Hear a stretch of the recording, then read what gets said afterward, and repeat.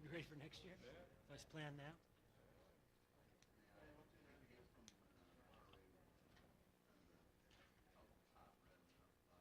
Is it running? Sweet. Buttons on. Everybody's Yep. button on. Mics. No feedback Guess yet? this is me. Yep. Check 1, 2. All right. That one works. There's something. Even I could hear it A minute to go. without my hearing aid.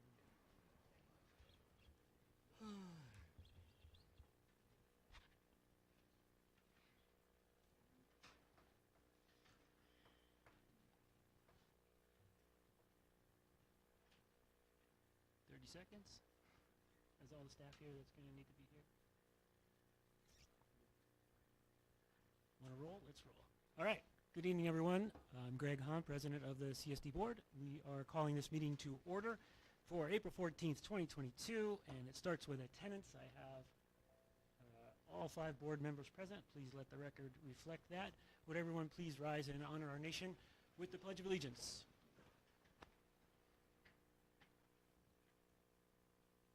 Ready? Begin. I pledge allegiance to the flag of the United States of America and to the republic for which it stands, one nation, under God, indivisible, with liberty and justice for all. Thank you. Public comments. We've been reminded to speak into our mics. The last recording didn't record our audio too well, so I hope it's coming through now. Maybe we'll get some real-time feedback from someone to say yay or nay on that. Public comments on non-agenda items. Oh, excuse me. Thank you, sir. May I hear a motion to approve tonight's agenda? So moved. Second. I have 2 moves and 2 seconds. 2 moves in 2 seconds. We'll give the motion to Director Quinn and the second to Vice President Carlin. Roll call vote, please. Here. Aye. Aye. Aye. Motion carries 5-0. The agenda is approved. Public comments on non-agenda items. Ms. McEwen. Members of the public may address the board on matters not listed on this agenda. The board cannot take action on any item that is not on the agenda.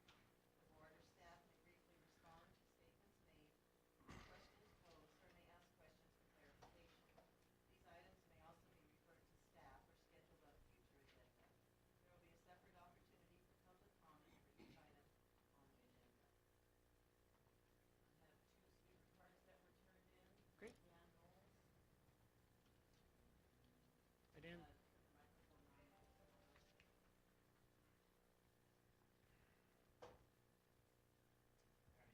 There's an oval button. On the base. On the base. Yeah. Thank you.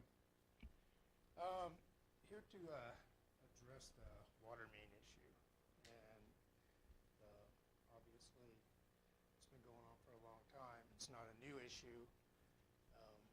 The frailty of it, and it's breaking all the time. On April 4th, Monday, I'm building a house for the Horswells at 24950 Paramount Drive. And at approximately, 6:30 p.m., the water main blew, but it didn't blow through the street. It started leaking a little bit through the street, but it blew out the sidewall of the road. And in turn, eroded a big chunk of the hillside. I've got pictures here. And it went down the dirt driveway of the home we were built, that's in construction right now. So it done a lot of damage to the driveway. Obviously, there's a cost. I've turned in a claim for the cost to redo the driveway and reclaim the soil that was taken from the top of the road down to the house pad. The main concern is that was Monday, April 4th. April 5th, it blew again, same location within about 20 feet. And April 6th, it blew again. 3 times, day after day. Not the same spot, but within about 20 feet of itself. On the second time it blew, I was up there when the crew was fixing it, and there was already 3 patches on that same section, that at some point, I've been up there for 6 months working on this project, and it blew, and it's leaked. I mean, it has blown probably 2 other times besides that, 1 or 2 others. So it's, not only is it an inconvenience and a huge waste of water, that was about 6:30 in the evening when it blew. And the road, you know, is only as strong as the dirt that's underneath it. So I think it's a big concern that as that erosion came out, I don't know how many cubic yards of dirt came out of there, hard to calculate, but quite a few. That road was no good, you know, after that amount of dirt, after a huge amount of dirt that came out of there. My concern is, or the big, not only, you know, the failing water system, which has been around here for, I don't know, 50, 60 years. And my understanding is the pipe, the community service is aware that the pipe that is in there is not adequate for the water pressure. At that point on Paramount, the water pressure is at the house is 230 pounds, PSI. I don't know if you're aware of the water pressure issues here. I know the district is. You know, the employees, they're aware of it. They said there's nothing they can do about it. You know, it is what it is. We just have to deal with it. They said that, my understanding is that you follow under the state's regulations as far as the water service, the water pressure goes. I was just given this state and county water pressure supply standards. So you get 3 minutes. Can you wind it down? Oh, I'm sorry. I didn't know I had 3 minutes. Okay. I understand that. Can you So there's a make safety final point? issue here, you know, not only every other issue that is. My thing is, when is something going to be done about it, you know? It can be fixed. It's been that way for 50 years. I've been driving around, and, you know, it's been leaking for a long time. You know, there's leaks everywhere. They're tearing up the roads all the time. So is it a concern of the board or not? Very much. It's very much a concern. So my thing is, when's it going to be fixed? When's anybody going to do anything about it besides just putting Band-Aids on it? You know? It's not an issue for Band-Aids, it's a cancer. You know, you need to get down, you need to get in there and just take care of it, you know? Thank you, Fix sir. it. You know? I think it's dangerous. If that hadn't been noticed, that leak, and that road would have caved in, you know, as a big truck or something drove on it later on at night, and it would have. You know, if that water would just kept eroding all that dirt out of there, if somebody hadn't have seen it, you know, it just happened, the neighbor across the street noticed it, and there was somebody working on the job who noticed it when the driveway started to flood. Thank you. So, Thank you for your you comments. see what I'm saying? I do. There is a, you know, there's a lot of issues with this. Agreed. Thank you. So, that's it. So, do I come back later on for a response, or? This is public comment. It's not really a question answer period. So where do I go from here? I think. Mr. President. Go ahead. And unfortunately, Mr. Parks wasn't able to be here tonight, and he's our water supervisor. What? I'm sorry, we do have another public comment on the same topic, if you want to go ahead and get that one done. Sure. So I'll talk to Will, and I do think that is one of those, and we have a few, that has had breaks. So putting that into the CIP, our capital improvements plan, dedicating those funds to it, and I don't know if Don Smith recalls the amount of money to do that. That's the issue. That's the point.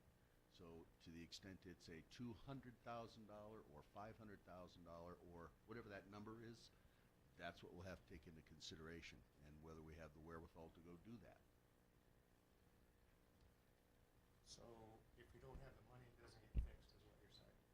Well, it's continuing to be fixed. What you're looking for is a replacement, and I don't know the extent of what that means. So, again, what I need to understand, I mean, I think so we can share with the board, is what is Mr. Parks's perspective about it? What are the details of the extent of it? So, what you're asking, I can't answer. The board can't answer right now because we don't have the information in front of us. So we'll have to go look for it. You can contact me. We'll give you the best information we have at the time. But meanwhile, we'll need to brief the board on what that means as well, because That is one. I'm aware of other areas in the valley that have some similar conditions. A main that needs to be replaced. So, I would disagree with the word fixed. It's being patched. The issue has not been fixed. Just the individual breaks.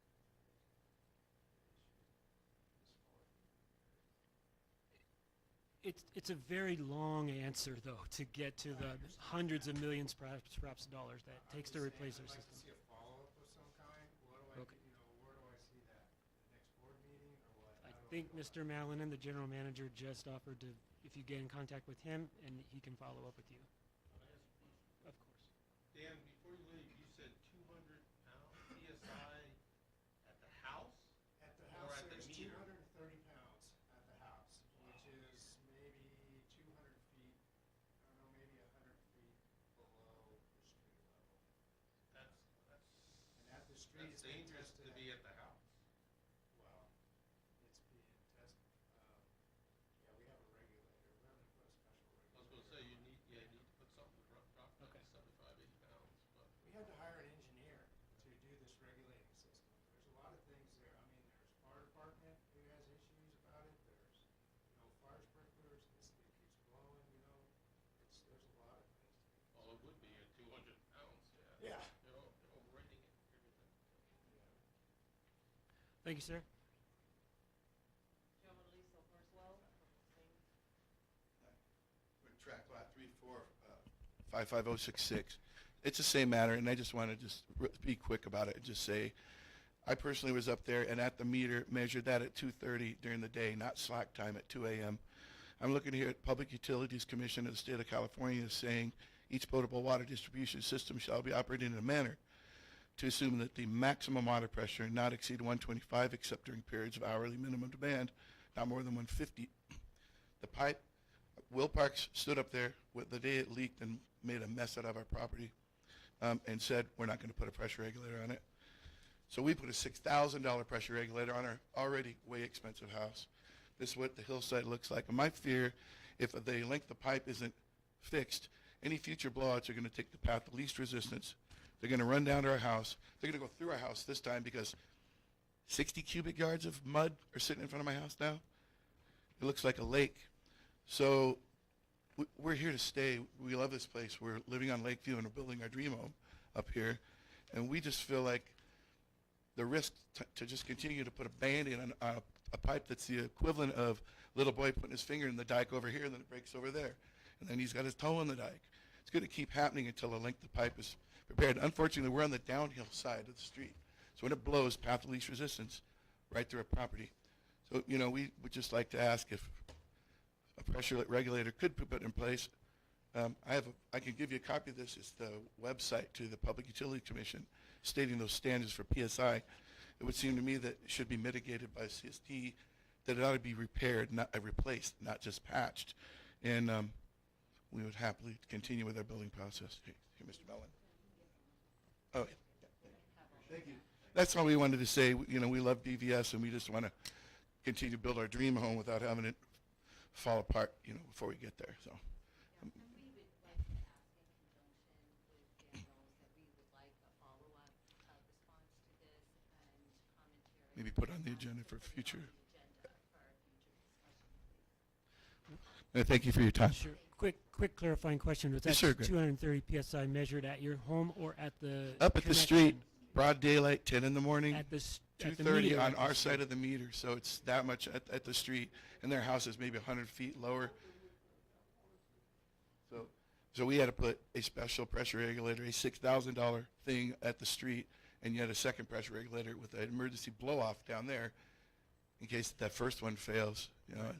But sorry. And I also wanted to say, we feel like it's our obligation to bring this to you now while the damage that Dan has described and we are showing you in pictures, that it be addressed today so that we don't have to come back here and then the damage is even more so.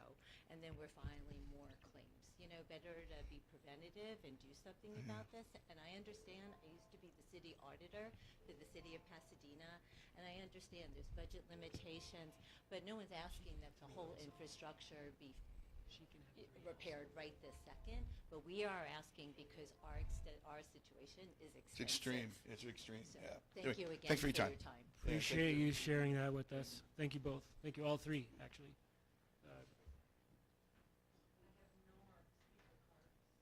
Jiva? Sorry, Chris, big in my head. Can you pull the mic down a little? Yes, you're right. Thank you. And that was my first thing, is to ask about the clarity, because last meeting we couldn't hear Don at all, hardly, on the video Okay. replay. So apparently you heard from others about that. So really appreciate you guys making sure that everyone speaks clearly and we can hear them. Second is, some of the committees I don't think have been updated on the website lately for a while, so I wanted to bring that to the attention. And then regarding the water, I think it was said that after 3 patches that service line would be repaired. Is that any different now? So that was a question, since it sounds like some people have had many more than 3 patches at their service lines. Thank you. Thank you, Jiva. Anybody else? Great. Moving on, consent calendar. Ms. McEwen? Consent items are considered routine and are intended to be acted upon in one motion without discussion. During this portion of the meeting, the consent calendar will be read aloud. Prior to approval, the president will give the board, staff, and public the opportunity to pull any item for discussion. The remaining calendar will be acted upon. Any pulled items will then be heard and acted upon individually. A, approve minutes of the March 10th, 2022 regular board meeting. B, accept monthly investment report as of February 28, 2022. C, accept register of warrants for March 2022. D, accept committee report for March 2002. Mr. President will pull, staff will pull item A, the minutes of the March 10th, 2022 board meeting, so that Director Grace may abstain from approving as he wasn't. Any members of the public wish to pull items B, C, or D? Jiva? C, the register of warrants. Jiva wishes to... Oh, that E, I'm sorry. You want to pull the register of warrants, Jiva? Yes, That's item C. Okay. sorry, I called the wrong one. Anyone else? Board? Any items to pull? All right. I'll accept a motion to approve items B and D. Second. A motion by Vice President Carlin and a second by Director Quinn. A vote on items Bravo and Delta. Director Grace? Aye. Director Jensen? Aye. Director Quinn? Aye. Vice President Carter? Aye. Okay, we pulled item A to vote on that separately. The idea is that lacking Mr. Grace's attendance that meeting, he would abstain from this vote. Let's have a motion to approve the minutes from March 10th. Second. Motion by Vice President Carter and second by Director Quinn. Roll call vote, please. Abstain? Director Jensen? Aye. Director Quinn? Aye. Vice President Carlin? Aye. Aye. That carries 4-0 to 1 abstention. And item Delta is left. Oh, C. Right. I got it mixed up too, Jiva. And please approach the lectern and tell us why you want to pull item C. Thank you. I want to thank Bill, the GM, for responding to some of my questions on the warrants there. And one of them was regarding the logging being complete. So as I understand, the logging for the CAL FIRE grant for the dead tree removal has been completed, but we still have logs at the top of Medicine Bow and on properties and to be brought down. So my question was regarding the cost of that. Was there still funds set aside there for that? Because the trucks were going to cost like $250 a load to come down, and I think $20,000 was set aside for chipping. So I was kind of curious about how that was working out. And then also, I think that's the major one that I'm really concerned about, where we stand. Thank you. Okay. President, members of the board, yes, we have funds set aside to transport the logs down to the wastewater plant where they would be chipped. So we're continuing to work on that. Had some issues with the truck. I think that's been resolved. The logger acquired a new truck so we can finish this job. So yes, we have made provisions for that. Thank you. Motion to approve the remaining item C on the consent calendar. Second. Motion by Vice President Carlin, second by Director Quinn. Roll call vote, please. Aye. Aye. Aye. Aye, motion carries 5-0. That's our consent calendar. Information and discussion item, public input on fiscal year 22-23 budget development. Mr. Mallon. Mr. President, members of the board, I think for the last couple of years now, we've included in our budget process the opportunity for members of the public to provide input to the board and to the staff as we're preparing the budget. So we have begun the preparation, and if there were some ideas, concepts that people would like to share with the board and with me that we may be able to incorporate, this would be the opportunity to do it. And so it's just, like I say, the opportunity that we might get some public input before it gets too far down the line, wondering why we didn't include something. Hopefully they might bring it forth at this point. Okay.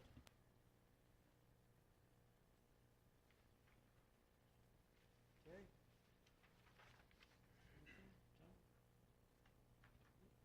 Public, anybody? You want to put the water lines on the budget? Just where, is there a special meeting for this? Or to give you an appointment? No, this is it. Okay, this is now?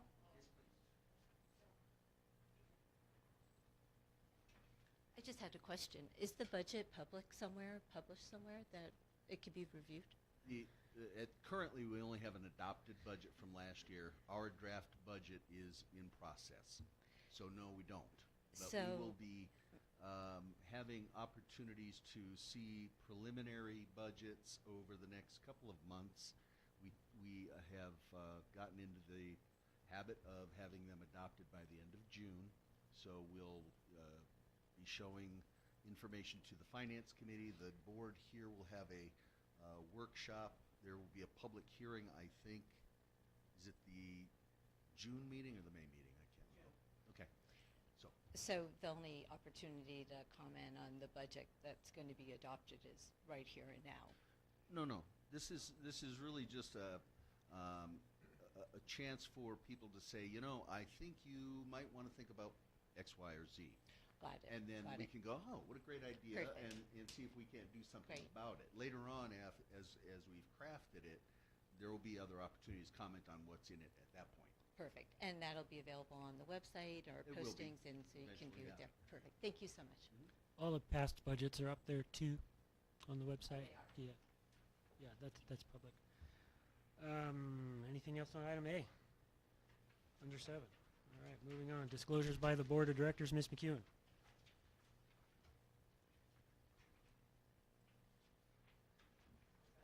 It's okay. Board members are asked to disclose any outside communications from individuals and organizations that have an action item on this agenda that pertains directly to them or their specific personal or private interests, and which communication is not included or disclosed in the agenda package, so that all interested persons have an equal opportunity to express and represent their interests. Director Quinn? I have nothing. Director Grace? I have nothing, Director sir. Stinson? Nothing from me either, so none on item 8. Item 9 is action items. Number A, approve Stormwater Pollution Prevention Plan, SWPPP, and authorize the general manager to submit the Stormwater Multiple Application and Report Tracking System, SMARTS. Mr. Malinan.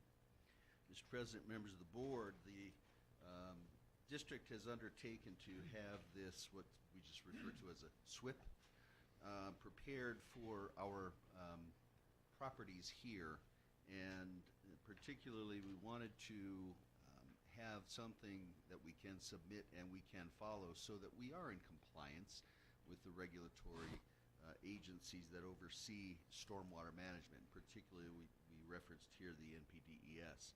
So the plan began with a survey of the property. We did use TransTech to do that. We then had them take a look at our operations. They visited the property. So what the nature of the lay of the land is, so to speak.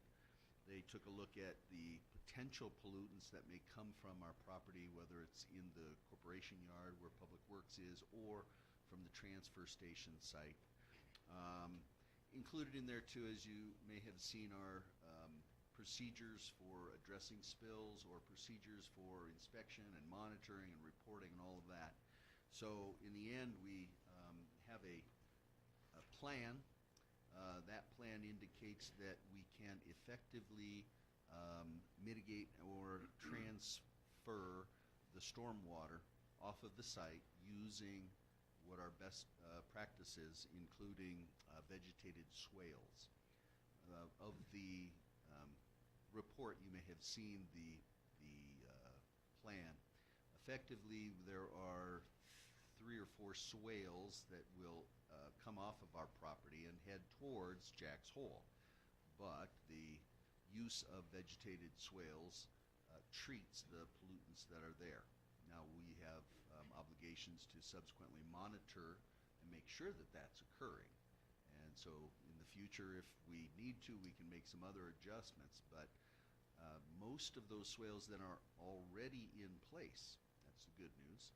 We have some minor work to do of a conveyance within our fence line to get it out to the north, kind of from the middle of the entire site. But aside from that, we're in pretty good shape to go.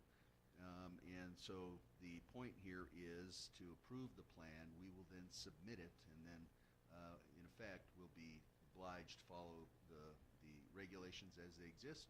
That includes inspection and monitoring and reporting. So if there are any questions, we were going to have the engineers available, and we could answer questions via telephone if that's necessary.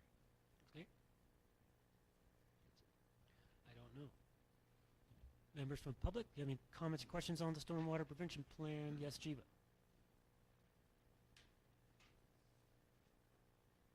Thank you. I appreciate the work. A lot of work was done on this one. But I do wonder, or I ask if in the physical impact that it cannot start saying what the cost was that TransTech was used and how much it cost.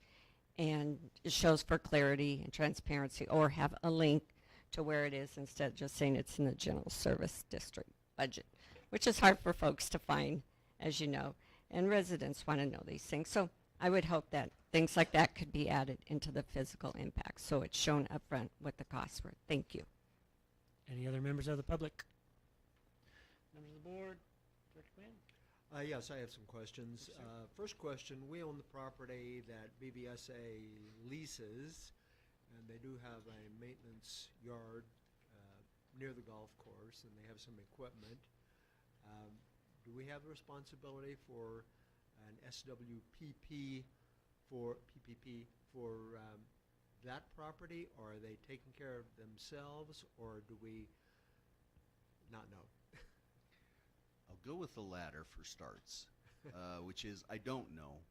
Part of my initial reaction would be I would think, and I can defer to General Counsel, that under the lease, effectively they are responsible for all aspects of operations and maintenance.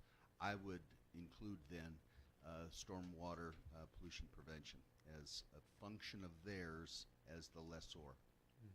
Wait, let's see. Let's see. How often is this, have we ever done this before? Not that I'm aware of. Yes, 2005 was the last one. Oh, we did have one. Okay, all right. And it says notice of intent will be provided, I think. what's the notice of intent? Is that just our intention to actually put it into effect? Yes. Once it's approved, is that the idea? Yes. Once we filed this and we have a plan, then the intent is for us to move forward and make the improvements as needed to follow that plan. Okay. Regarding the vegetated swale, obviously I didn't read the whole thing. At my age, I can't read the whole thing. But it said, I'm pretty sure it said the recommended length of a swale should not exceed 100 feet or something like that. And all our swales are well over that. Do we have no concern about that at all? Or, I mean, it's relatively flat ground, I know, you know. So I'm guessing that the engineers are saying it's not going to be an issue. It was But- not raised as a part of the preparation of the plan. Okay.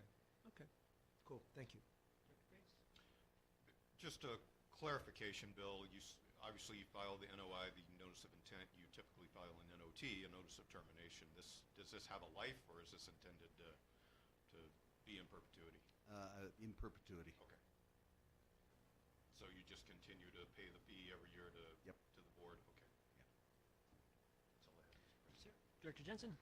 Similar to question to Director Quinn's, other facilities in the district, I understand this is basically just for the district proper here. Other things like water tanks with generators that have fuel that could spill, areas like that, it's not covered by this? It is not covered by this, no. That's all. Good question. Vice President Carter? Yeah, before we submit, we should probably clarify with the BDSA, as Director Quinn mentioned. My gut feeling is that we would be responsible, it's our property. Yes, they maintain it. Yes, if they have a spill, they're responsible for the cleanup, but we're also responsible for submitting the report.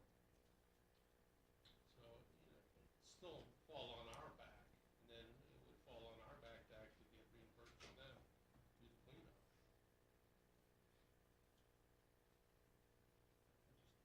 Just past experience. You can check on that. Okay. I have nothing. Great work, by the way, on the Yeah. report. Lots of work went on into that. Great deal amount of work. I have nothing to add. Given those comments, should we move this forward, board? I'll entertain a motion.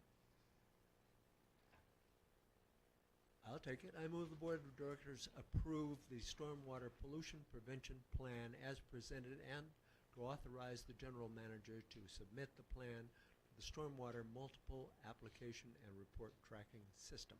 Second?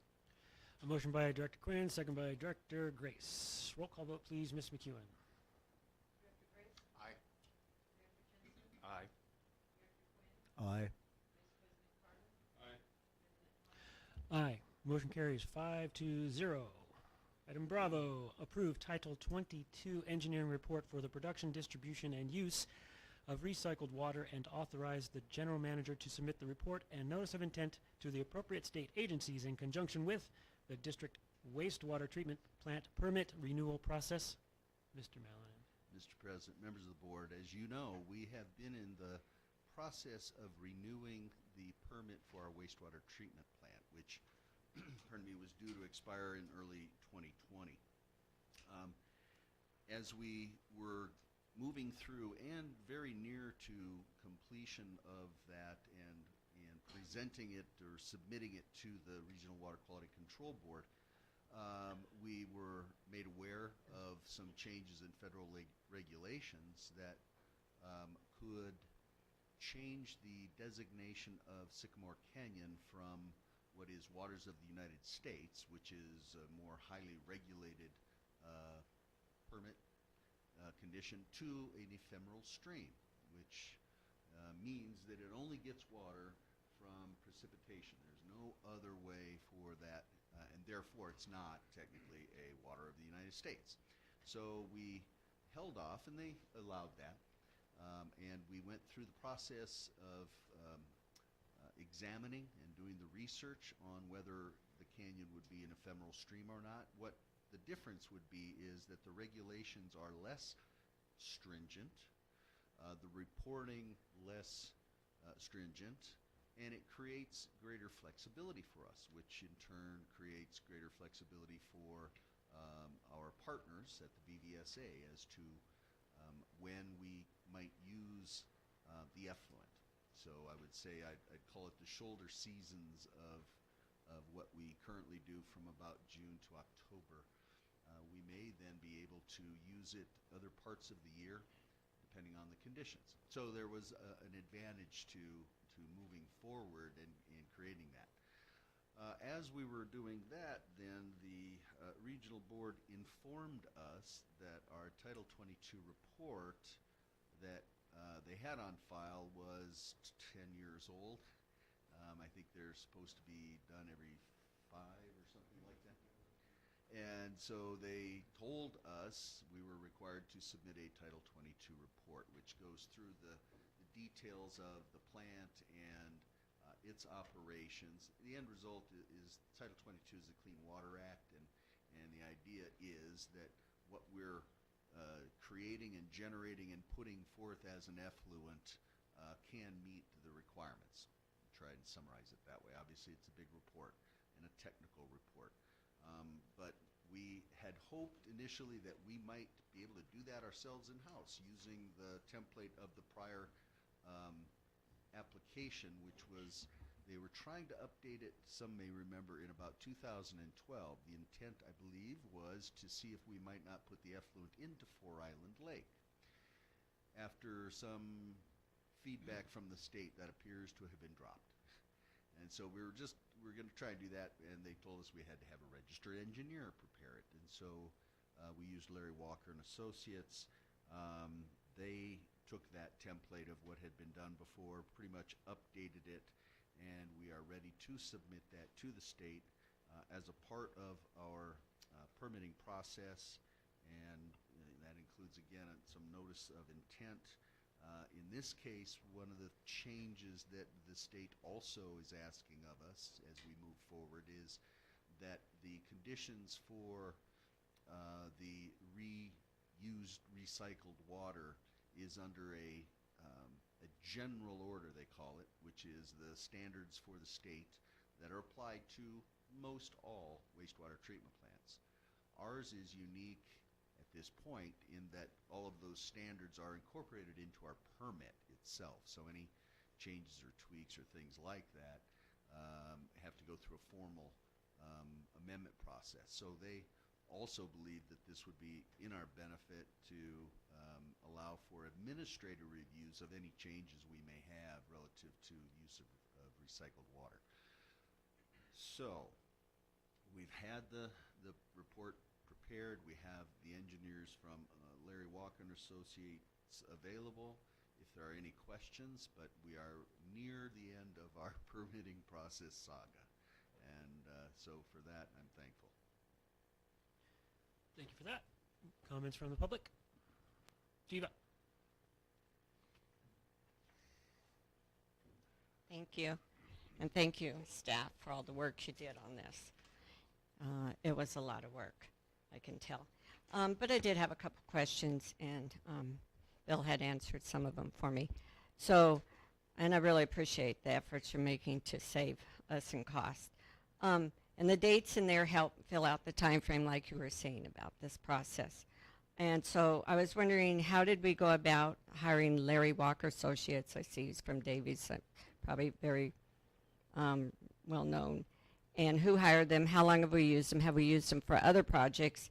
Because there is 2 warrants in there for their services, a 3/7/22 and 3/28, for $17,000 plus and $13,000 plus, for a total of $31,000. So is all that for the Title 22, or also the ergonomic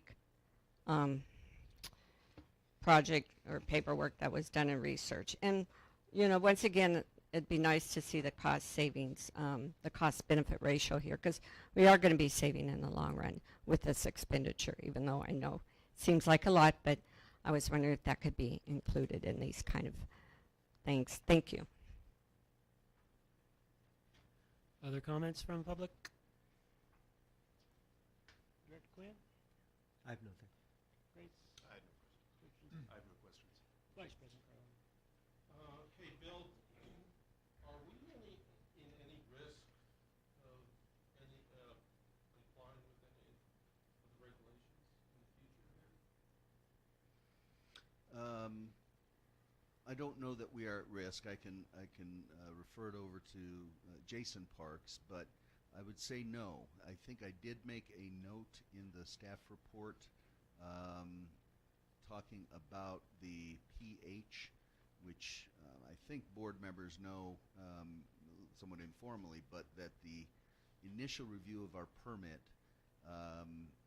the state says that they will change the testing location for monitoring from the influent location to our storage pond to the effluent location of the storage pond, because we test both sides, and the site in our permit is upstream, and when it comes out downstream, something has occurred that has changed the pH, and there were some higher than allowed, were a test location, and so they wanted to move it, which will cause us to have to take a look at what is that cause, what is the cure, what does it cost, how do we pay for it, etc. So there's that in the future, but aside from that, I'm not aware of any other risks, if you will.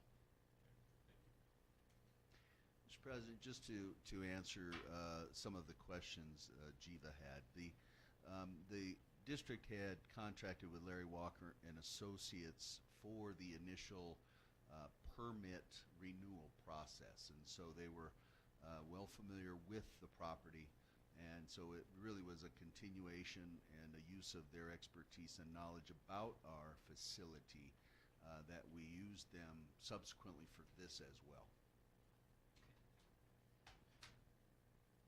I don't know if she got that, but great. I have nothing to comment about that. Shall we move this forward, colleagues? I move the Board of Directors approve the Title 22 engineering report for the production, distribution, and use of recycled water as prepared by Larry Walker and Associates, and authorize the general manager to submit the report and notice of intent to the appropriate state agencies in conjunction with the district wastewater treatment plant permit renewal process. Second. I have a motion by Vice President Carlin and a second by Director Jensen. Roll call vote, please, Ms. McEwen. Director Grace? Aye. Director Jensen? Aye. Director Quinn? Aye. Vice President Carlin? Aye. President Parks? Aye. Motion passes 5-0. Item Charlie, approve land application agronomic rate analysis and authorize the general manager to submit the report with the district RWQCB permit application.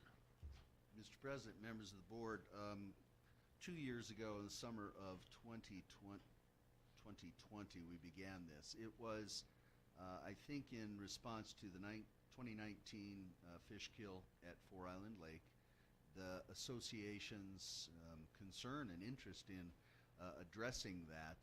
And so, as I noted, we had a joint meeting back in 2020, and what this is a report of is in trying to be helpful in finding out causes for what may be the contamination of Four Island Lake. We undertook the agronomic study, and we did that so as to be part of the solution, if you will. And what it addresses is, if you envision the golf course area and our water being sprinkled onto it at wherever points, the water from our recycled water is supposed to stay on the course. And so through all of the science that's referred to in this study, they applied that to what we put our water onto, or the association does it, but we created it.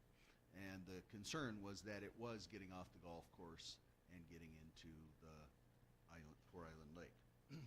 So currently, of the, I think it's 67 acres, we irrigate about 45 and a half, and when I say we, I'm referring to The association uses reclaimed water on about 45 acres, and they use lake water on about 21 acres. And so throughout the report, you'll see different scenarios looking at what did occur. And we had begun this back in 2020. We concluded it now, and I think it's a better report because it provides 4 years of information about the use of effluent and or the use of lake water on the golf course property. And the conclusion was that there's little or no evidence that effluent is entering the lake or contributing to the lake quality. The additional issues that had been raised a couple of years ago were that the phosphorus in our effluent was high and was having an impact, which again, it shouldn't be getting into the lake as a part of the effluent because that is not running off. And so they concluded there should be no impact on lake quality as the result of using the effluent, according to calculations of the agronomic study and the science that they apply. So this was also prepared by Larry Walker and Associates. And again, they are the experts in the field, if you will, in wastewater treatment and reclaimed water. So we have them available as well in the event there are any questions about the study. They would be able to answer them. So I will rest there. Thank you. Comments from the public on this one? Yes, Jerry. I think it's Jerry, right? As far as the lake should be tested, whoever lives down around that lake, they ought to be testing the water where they're pumping the reclaimed water, you know, to recharge that 4-hour lake. Should be tested at the bottom along with the top surface water, because you've been pumping the water in from these wells that are contaminated with uranium for over 20 years. And it's time to test it. You aren't supposed to be doing that until they work on a pump. I'm just saying, I'd like to see the test from the bottom where the water is being pumped in at both ends of the lake, on the north side and also the south side. I'd like to see the test results. I can try to answer that. I believe that the BVSA is doing tests on a regular basis throughout the valley on literally every tributary to Four Island Lake, as well as in the lake. So they have a number of monitoring sites, I think, already in the lake. And so part of my answer is please ask them about those test results. Has it been published? The test results? I hope so. The Lake Quality Committee does post the results to the BVSA website. Are they tested from the bottom of the lake? You need to ask them that question. As far as your comment about pumping uranium into the lakes, I don't think there's any truth to that. Anyway, okay. Any other public comments? Great. Director Quinn? Director Grace? Director Jensen? Nothing for me. Vice President. Nothing from me. Shall we move this forward, colleagues? Sure. Okay. Move the Board of Directors approve the land application agronomic rate analysis as presented and authorize the general manager to submit the report to the state as part of the WWTP permit renewal process. Motion by Director Quinn, seconded by Vice President Carlin. Roll call vote, please. Director Grace? Aye. Director Jensen? Aye. Director Quinn? Aye. Vice President Carlin? President Aye. Motion carries 5-0. Item Delta, approve the BVCSD goals and strategies plan.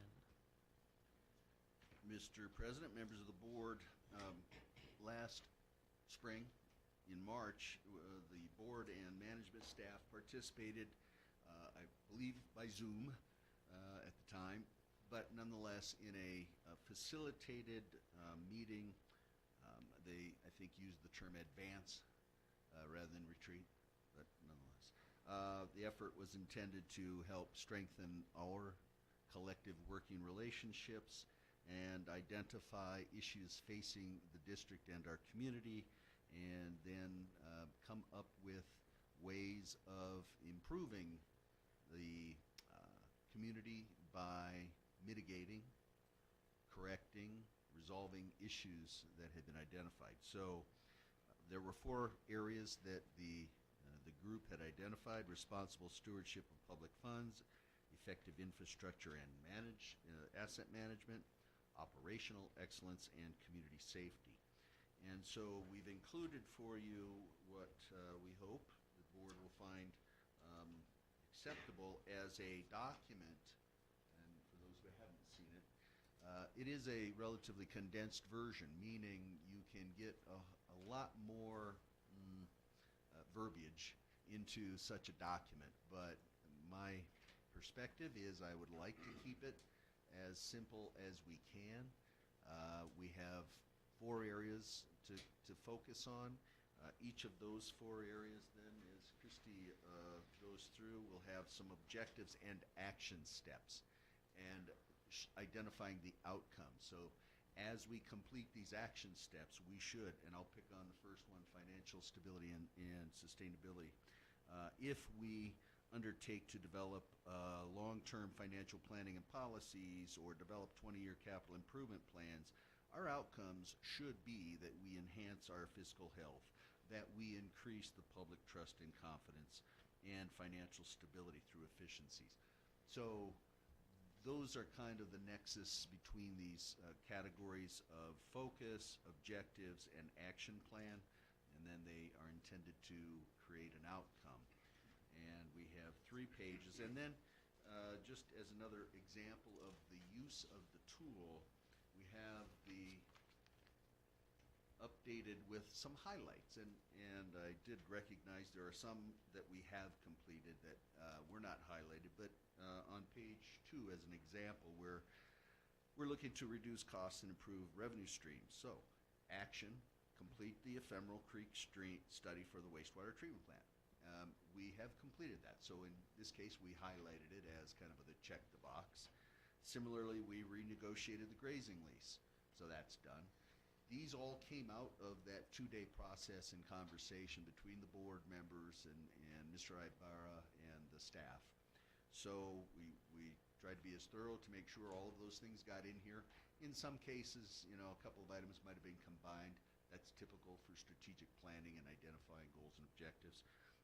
But what I intend to do then is to continue to use this to identify things that we are looking to accomplish that may begin with identifying the resources needed and seeing that we include as many of those into our budget, and then it will continue by sharing those project objectives with the staff, the department heads, the supervisors who will be responsible for some of these, and we'll see them to completion.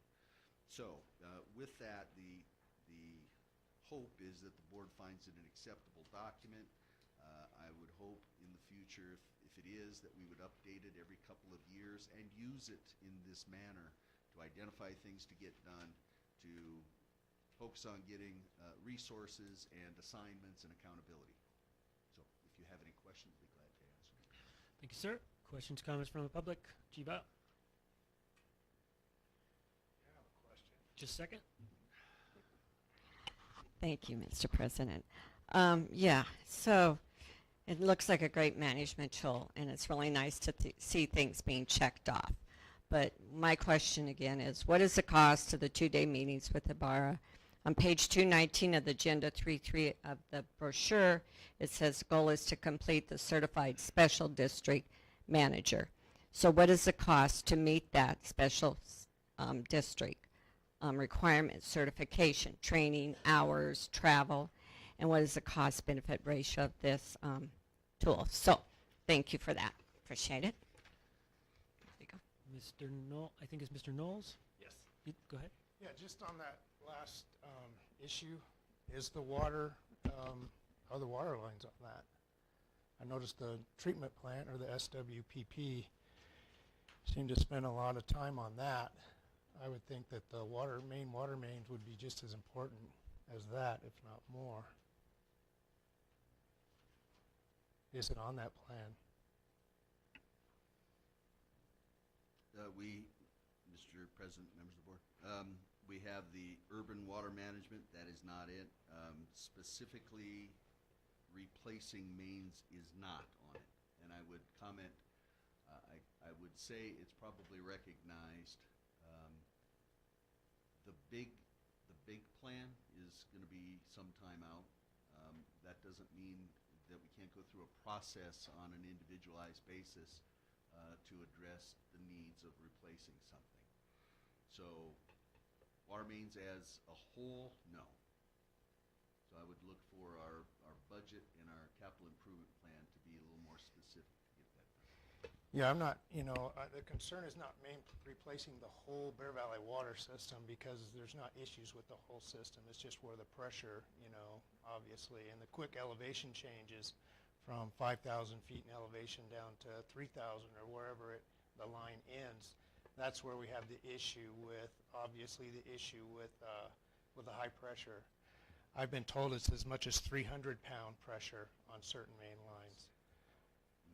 So I would just ask that, just certain sections need to be, replaced to make sense. Obviously, who knows how many millions of dollars it's going to cost to replace the whole system.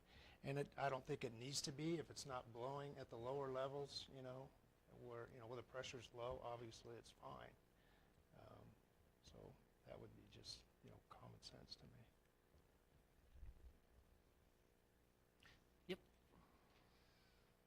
How is the survey process going that we were going to do on all the water mains?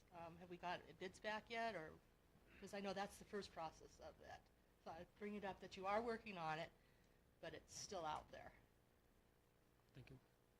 Mr. President, members of the board, yes. So the point was, you may not be aware, but we have a request for proposals that we've sent to 8 or 10 different engineering firms, somewhere.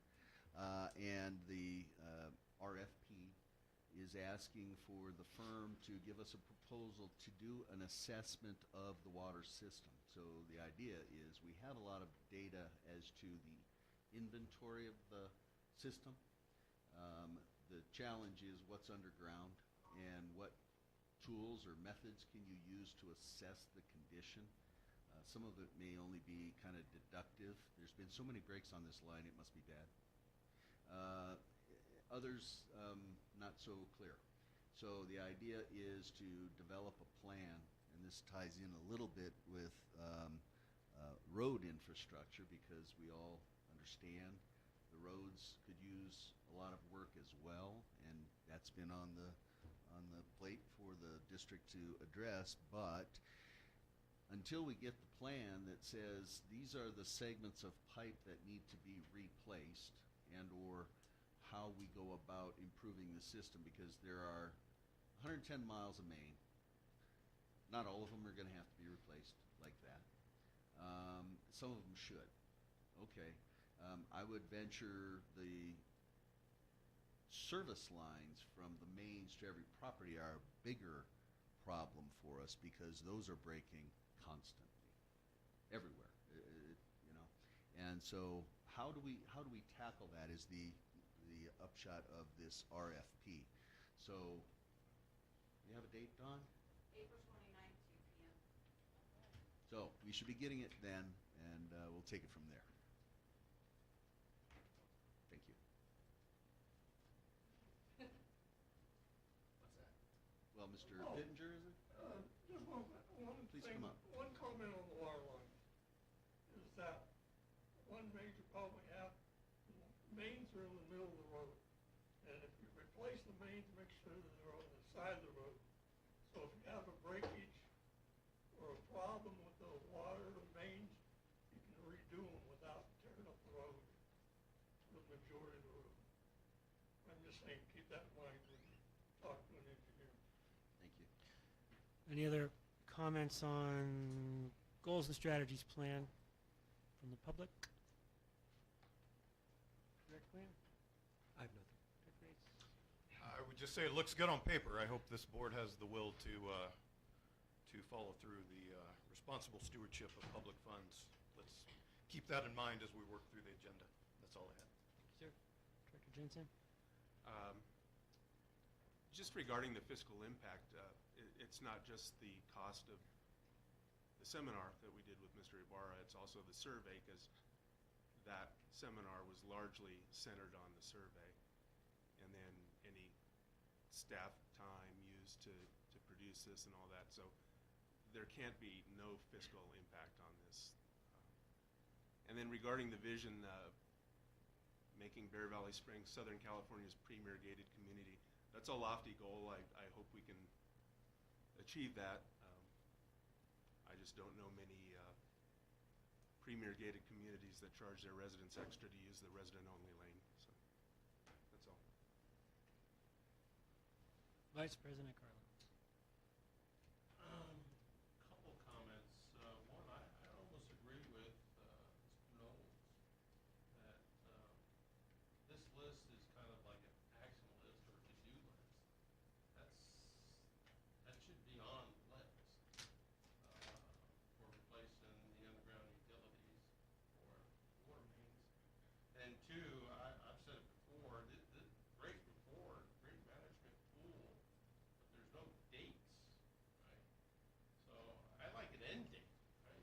Even if you put it out a year, 2 or 3 years, but if we're just gonna say, when we get to it, we'll get to it, we'll never get to it. So that'd be my recommendation, at least attach a date to it. You could always update the dates, but, gotta have something, to strive for, or we'll never complete the list. And you're right, Director Grace, it comes down to capital too, but, that might be part of the update, to the dates. Mr. President, if I might, and I think those are excellent comments, and this is the first, I think, effort at a strategic plan in almost 10 years for the district. So we can improve on it. We can take those comments and expand on this next version, if you will. Anything else? It's definitely a living document, so we'll improve on it as we go. If you can hang out till the end, I would love to chat with you more about that water issue, okay? Please don't feel like nobody's going to address that, because he wrote it down, it'll get handled. If you can stay till after it's over, I'd love to talk with you some more. All three of you. Yes. With the 300 PSI or 270, okay? So, right, that's, anyway, love to chat with you if you can stay till the end. Thank you. I don't know of any gated community that can give you something for free. So somehow, somewhere, their residents are paying for their gate, whether it's RFID or not. Should we move this forward, colleagues of the board? Sure. I move the Board of Directors approve the BBCSD goals and strategies plan as presented. Second. Motion by Vice President Carlin and second by Director Quinn. Ms. McEwen. Director Grace? Aye. Director Jensen? Aye. Director Quinn? Aye. Vice President Cardin? Aye. President Han? Aye. That motion carries 5-0. Item Echo, approve budget adjustment to purchase additional street name signs for fiscal year 21-22. Mr. Malinan again. Mr. President, members of the board, this is an item that we're pleased to present, and really what it is asking of you is we budgeted about $7,500 to replace the street name signs. And as you know, having done that and accumulated many old, beautifully vintage signs, we then put those up for auction, and we generated about almost $2,400. What this is asking of you is to amend the budget to incorporate that $2,400, because we now would like to spend $2,000 to buy some more signs. So we're trying to squeeze as much out of this whole project in this current fiscal year, recognizing we are looking to budget for a 3-year program. So maybe we don't have to spend another $7,500 next year because we already knocked a couple grand off and so on. and I'm hopeful that people will take this sincerely. We really appreciate that they bought the signs, and we will have some more. Those have included equestrian signs and regulatory signs and street name signs, which if you buy them, you're helping out your community. And so you get a little something. Maybe it's nostalgic but and rustic, but you're helping us move this faster than we otherwise might be doing on our own budget. So with that, I would just recommend the motion, Mr. President. Thank you, sir. Comments from the public? Yes, Jiva.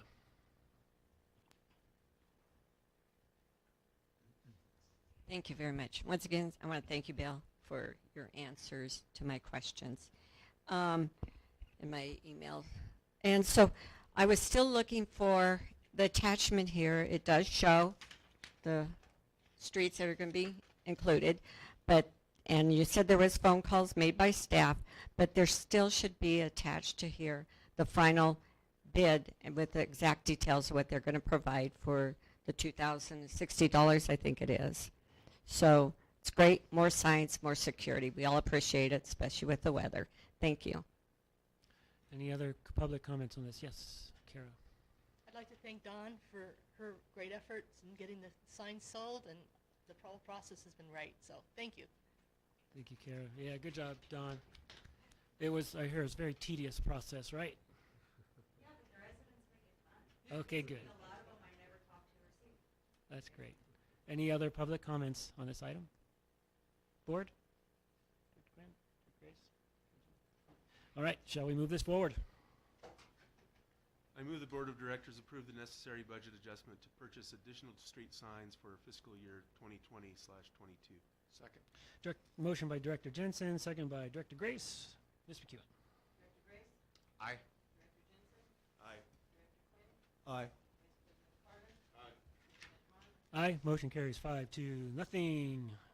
Item Foxtrot, introduce ordinance number 22-255, amending and restating sections 1-8-6, 1-8-7, 1-8-8, and 1-8-9 of the District Code regarding policies for purchase of supplies, materials, and equipment, and contracting for services. Mr. Davis. Thank you, Mr. President, members of the board. You have a legislative item before you this evening, as you indicated, amending several sections of the finance chapter of the district's administration title. At the last board meeting, the board was presented with an updated policy regarding the purchase of supplies, materials, and equipment. At that meeting, we discussed that the board had the option to adopt such policies either by ordinance or by resolution. The board proceeded to adopt the resolution. I think in part, if those who are interested in fiscal impacts look at this agenda report, the cost just for doing a pretty minor ordinance like this, $750.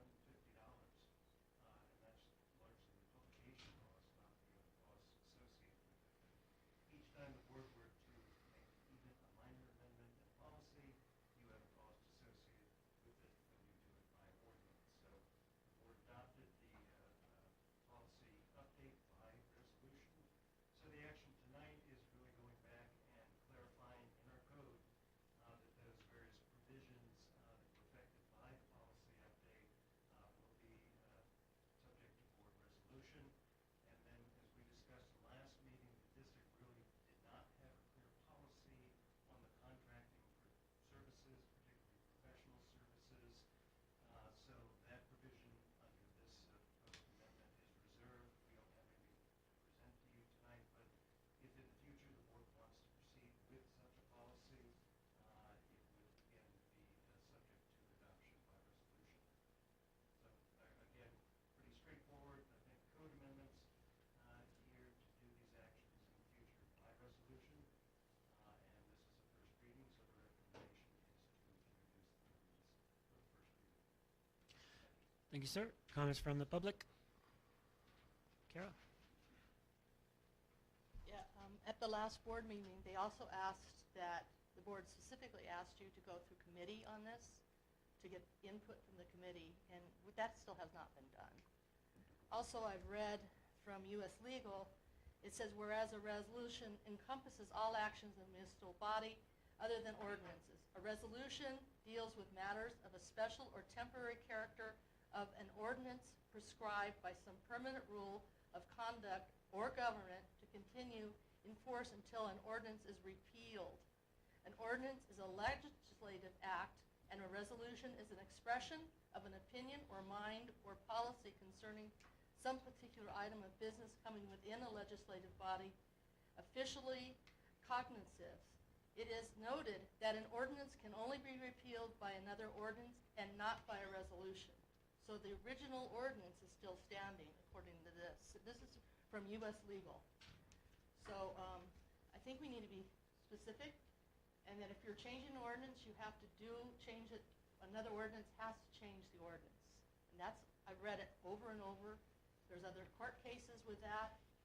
So just because we have a resolution does not mean that the original ordinance is still not there. It is. It's by law. And a resolution is an idea, and it cannot be changed by that. I also asked the ex-Superior Court judge that I knew. He said, no, a resolution cannot change an ordinance. So I think this is something that we should be aware of. Thank you. If I can respond to that, actually, Of course. the action tonight is to amend the ordinance. And this is an ordinance. Right. Amending an ordinance. So I think that addresses that part. With respect to the general, legal thing that you were voting for, I don't think that's really a fair or accurate expression of the difference between ordinances and resolutions. I don't think we can debate that. But the board has a number of important things, hopefully, are staff policies that have been worked on extensively. Those were adopted by resolution. Yep. Those aren't just, if I can finish, please, those aren't just temporary expressions of things. Those are, permanent things that affect significant different district interests. So we do a lot of things by resolution, including rates. I could go on and on. So they have equal dignity. They're different things. And here we're simply cleaning up our code because the district is moving forward with policies by resolution in this particular matter. We still need to go to committee, so we have some public input. This is a board meeting, and the public is here to comment on these things. This is a legislative action of the board. If they want to send this ordinance to a committee, that's the board's discretion. Good to know. Thank you. Any other public comments on item Foxtrot? Yes, Jiva?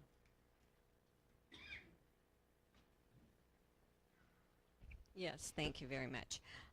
Yeah, I have the same concerns about going to the committee, and I would once again ask that it would be sent back to committee. Things have been done in past. Doesn't mean it's wrong or right. I'm not saying that at all. It's just we're looking for a clear, more transparent future in how we do things. So I know a lot of people still have concerns, and I do too. So thank you for your time. Other public comment? Director Quinn? I have nothing. Director Grace? Thank you, Director Quinn, because I have quite a bit. I deeply regret not being at the last meeting because I would have had a lot to say about this, but I'm glad I'm here tonight, and I'm glad this is before us. I really have a two-part question. First, the public can't seem to get an answer about the committee, so I, as a board member, and no less than the chairman of the Finance Committee, will ask. First of all, I would request that it go to Finance Committee, but I would ask, why did it not? And in the first place, and the second part of my question is, why was there such an urgency? This seemingly is a response to activity and discussion at the February meeting, and boom, the next meeting it was on the agenda with no discussion, no closed session, no nothing. So why was there that? Help me understand why there is that urgency.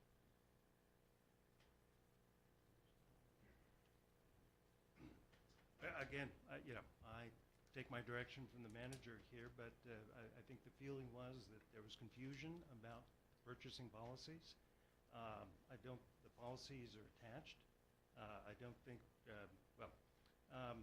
it was important that there be clear policies, because certainly what was in our code, was somewhat unclear, actually very much unclear in a lot of particular areas, didn't address certain things that people were raising questions about. I think the acts on purchase kind of brought that out, because the code was silent on cooperative purchasing agreements, which is something, as raised in the last meeting in the staff report, if you went back, Director Grace, it's actually a very common practice. It's in the district's code about purchasing policies. Right underneath it, there's several things to say, oh, and districts can do a cooperative agreement here, and they can do it here. So part of it was to make sure that those things were clarified, were transparent by having a policy that says exactly what we're doing, so there wasn't confusion there. If the board wanted to send it, back to committee, I mean, they could have done it at the last meeting. I don't know if a committee would have done different things. You're certainly welcome, and one of the beauties of doing this by resolution going forward, if your committee wants to take this up, or my suggestion would be more on the contracting one that's not done. If the committee wants to work through that, that's fine. But also, I think the public needs to keep in mind that directions from committee, there's nothing in the code that mandates things go to committee. In fact, the committee code says the board has to decide what goes to the committee. So the board's prerogative. There's a lot of things we don't have to do. There's best practices and there's Sure. transparency to the public. I guess Sure. that's my point. Yeah, So- we don't have to, and that's Yeah. fine So, if that's the... about transparency, though, I mean, I want to be clear that, yes, the committee is a public meeting too, but these are board meetings too. I think this is a transparent meeting. At the last meeting, there was an opportunity to discuss the policy from people. We actually received no public substantive comments on the actual policy provisions, really, on that. So, you can only do things so many times, but again, if the board wants to have more committee meetings on these things, that's really up to the board. And how long had the policy been on the books? Again, again, it's the I think urgency, it's the urgency I'm trying to get an understanding of. Right. Well, I think the fact that it actually had been recognized, and it did go to a committee 2 years ago, that was discussed. Hamid Jones started on some things. It was discussed at a committee level, and between water main breaks and other things, it's one of those items that got pushed down until it gets pushed back up when we have an issue there. So again, I don't know what to say about it. It wasn't an intentional slight, certainly on your committee, and we welcome that. I've had other policies that have gone through, and again, the committee is free to go back, raise it, look at it, suggest other things if it needs. But I think there certainly was a clear need to have a better updated policy in place. I don't, on the face of it, I don't disagree. There is a need potentially, and I don't say that I agree with it. I actually don't. But I won't disagree that there may need to be, we may need to revisit our policies. It's the procedure that you can probably tell I'm a little bit bugged by it. So that's what I'm bugged by.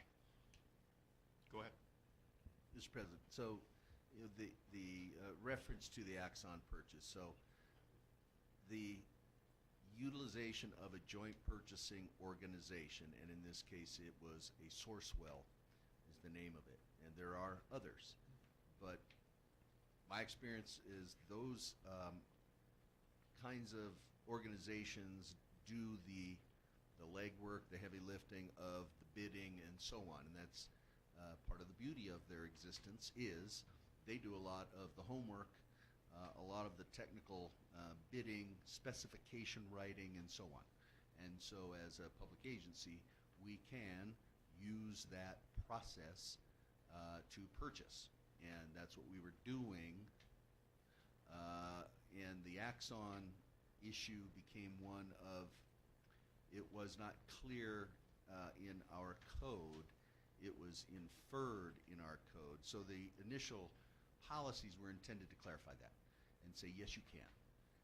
And then there was issue with the use of a resolution versus an ordinance. So I think the intent here was, okay, let's resolve that and say, yes, there is an ordinance that allows for a resolution on purchasing so that hopefully there is no further conflict or perceived conflict from people in their perspective on it. So, if that's of any help. Yes, thank you. Sir? Director Jensen? Yeah, a few things. I'm a little confused as to why we're back with this issue. If we were allowed to do this by resolution, shouldn't that have been the end of it? Do you have more remarks? Or Oh, Oh, I have lots of remarks. Okay. You want to take them one at a time, that would be easier. Sure. Again, it was mentioned at the meeting that we would come back and bring this back to make that change. I don't remember that at all. It was never stated that this would be the only thing that we would ever do. I Obviously, remember some discussion about, well, you know, if you want to make some changes, some tweaks, we can do that at some other time, but there was no mention about coming back to this month's meeting and introducing it as an ordinance now. Again, it's not introducing an ordinance, it's changing the provisions to provide that the policy may be adopted by resolution. If in the future the board wants to adopt it by ordinance, it can do that too. The recommended motion here is I move to introduce ordinance, so we're introducing an ordinance. That is correct. You just said we're not introducing an ordinance. We're not redoing a policy, we're changing the existing code provisions by ordinance. Okay, so what's the difference between a resolution and an ordinance? How much time do we have? All the time we need. All the time we need. Typically, an ordinance are permanent provisions in a code, and most of our, I would say, well, we have our code and we have resolutions too. I kind of went through the list. Both are legislative actions. Okay, there's more. A resolution is a legislative action? Absolutely. Making resolutions. I think they're administrative. I disagree.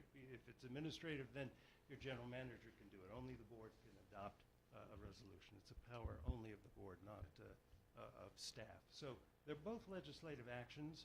Obviously, there are different procedures. As I pointed out, one of the advantages, depending on what type of policy, if it's something that you're going to change frequently, and again, going back, I think our personnel manual is a good example. That's a very detailed document. It's critical, it's important, it affects our employees who are probably one of your biggest expenses. That manual, the provisions, the various policies, are all done by resolution because they need to change, they need to be updated, they need to be current. This is a topic that also laws can change too. That was one of the reasons we wanted to move forward, that our policy was very outdated and didn't include a lot of things that it should here. So, there are various ways to do it. And again, it was suggested because keep in mind, it's called a policy. That policy is being proposed to be adopted by resolution. If the board wants to do it by ordinances every time and pay the $750 each time, again, that's the board's prerogative. At the end of the day, you get a document that's been approved by the board. You get a document that has to go through a public process, as we're doing tonight. This has been agendized. It's been out for public circulation, to review.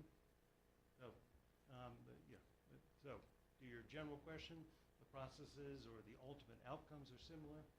They're just used in different ways for different things for different reasons. Are resolutions temporary or permanent?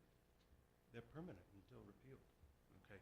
And so the convoluted thing about how this ordinance introduction is written is that basically the code numbering is the same as in district code, but then it just says refer to resolution. Is that it? Is that how it's worded here in the new ordinance? No, the new ordinance, you can read it. It says it will be, in each section, the policy provisions regarding this will be adopted by board resolution. So it refers to the resolution then? It refers that there is a resolution in place for those. And what I have done here, and again, the board can change the process later, but I tried to, since when we adopted the policy, we were using similar code provisions. It helps to mirror it because when you look for section 186, there's a resolution, there's a section 186 that addresses that topic. But the resolutions aren't included in district code. That's correct.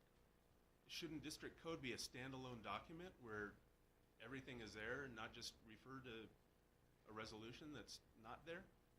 No. Again, there are a lot of things. Your fees aren't in the code. Your What? fees, your rates, they're all adopted by resolution. They're not codified. Okay, but those aren't policies, those are things that fluctuate. They're things that change from time to time, but they're permanent. You wouldn't be able to collect rates if you didn't have a resolution in place, and until you repeal it, the rate stays the same. Is there a difference in enforcement between an ordinance versus a resolution? Not particularly. So there could be criminal actions on a resolution just like an ordinance? Potentially, yes, if it's part of your code. Okay. And we discussed that, if you recall, the last meeting regarding the solid waste. You recall that discussion? Well, that brings up another issue, is why aren't we doing the same thing for the solid waste? Well, I'm just pointing out, we had the discussion, you know, about the enforcement of resolutions as long as it's in the code. Right, but our solid waste resolution that we did last month isn't going to be codified in No, code? because it was a rule and regulation the board adopted. So then it's not enforceable criminally? No? Okay. Which parts of the new resolution were contributed by the board? Is your question, did the board draft them? What did we as a legislative body contribute to this resolution and this ordinance? You reviewed it and you acted on it, which is what boards do. They're typically drafted, and the duty of the general counsel's office is to prepare things for the board. If the board has comments, and as I said, we actually received no comments or substantive comments on text or anything like that, although sometimes you do at meetings, and that's what the process is. I mean, the board can certainly edit. Our job as staff is to prepare things for your consideration. And that's, again, what's proposed tonight. If the board doesn't like wording an ordinance, you can propose changes. You can propose amendments. Which, all of these questions that I have and all of these issues that you bring up, they all should have been brought up long before we got here. They should have been brought up in the committee process. That's, you know, the main thing here. Look, you've taken away the legislative part of this body. We have not done any legislation here. This is all you. You've written it. This is what you want for management. It's not what we've written as legislators. I guess you expect us to just come in, you read it, go ahead and sign it, rubber stamp it, and we're good. No, I don't. As I said, the process works, and I've been doing this with this board for many years. We've brought forth many ordinances. Very few have gone through committees. Some do, some don't. Again, the district's code, which is paramount, as you say, actually requires the board to direct a particular item if it's going to go through a committee. So absent that, it doesn't go through a particular committee. The process, if I may finish, Director Jensen, again, the process, and I'm not understanding your arguments or your desire to make this a big public issue about bringing forward. You have your opportunity now. This is the transparency process. My job is to prepare things. Yes, I don't understand why it's a harsh thing for a lawyer to prepare a policy, looking at codes. It's not really what the board should be spending time on. We work with staff to understand the process, what works for them, what wasn't working for them, why having notice public bids doesn't work. You know, we had our largest public works project, you know, was a publicly noticed $4 million project. We got one bid. So there are problems with the solicitation process, as we discussed last time. If I may interrupt, I'm sorry, but you got multiple bids. You pursued multiple bids. You didn't receive Right. but one. We but got you one bid. pursued. Yes, right. We got one bid If you at the end of pursue the and day. don't get it, it's one thing. If you purposely only go after one, it's entirely different. Sure, sure. But I'm I just wanted to clarify yeah, that, no, make sure no, I understood fair what point, you were Director saying. Gray. I Okay. mean, but my point is, we went through a very, you know, cumbersome process, and that it's the legal process Bidding for is public like that. contracting. Bidding is nasty. You know, and you come back with one bid there. And what, you know, the policy that was acted on requires staff to actually go out and actually solicit some things and to document it better. But anyway, you know, the process and Good these stewardship discussions. of the public funds. Hmm? Good stewardship of the public Yeah, funds, one of yeah. our guidelines. Sure, sure. Yep, that's So- the legwork that it takes. So, you know, I don't think we're trying to circumvent. There's an ordinance here, like any ordinance that we bring forward. If you want to change the words, if you want to send it to committee, that's what the board decides as a group. And we'll follow that. So you have that option tonight.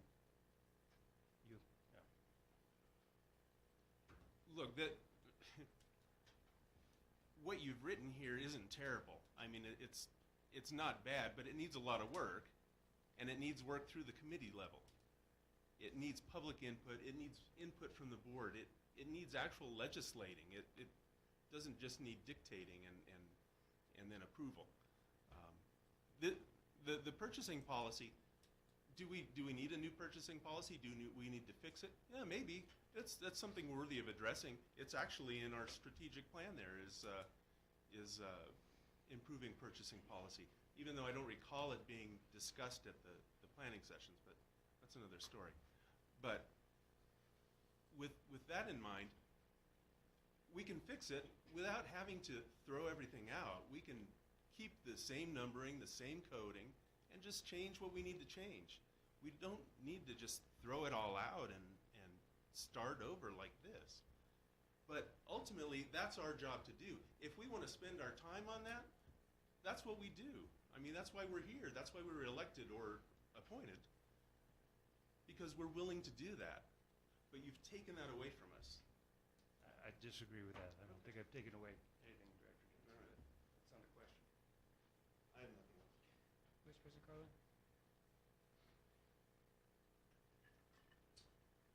Wow. Lots of frustration. More than a little bit. No, I can feel it.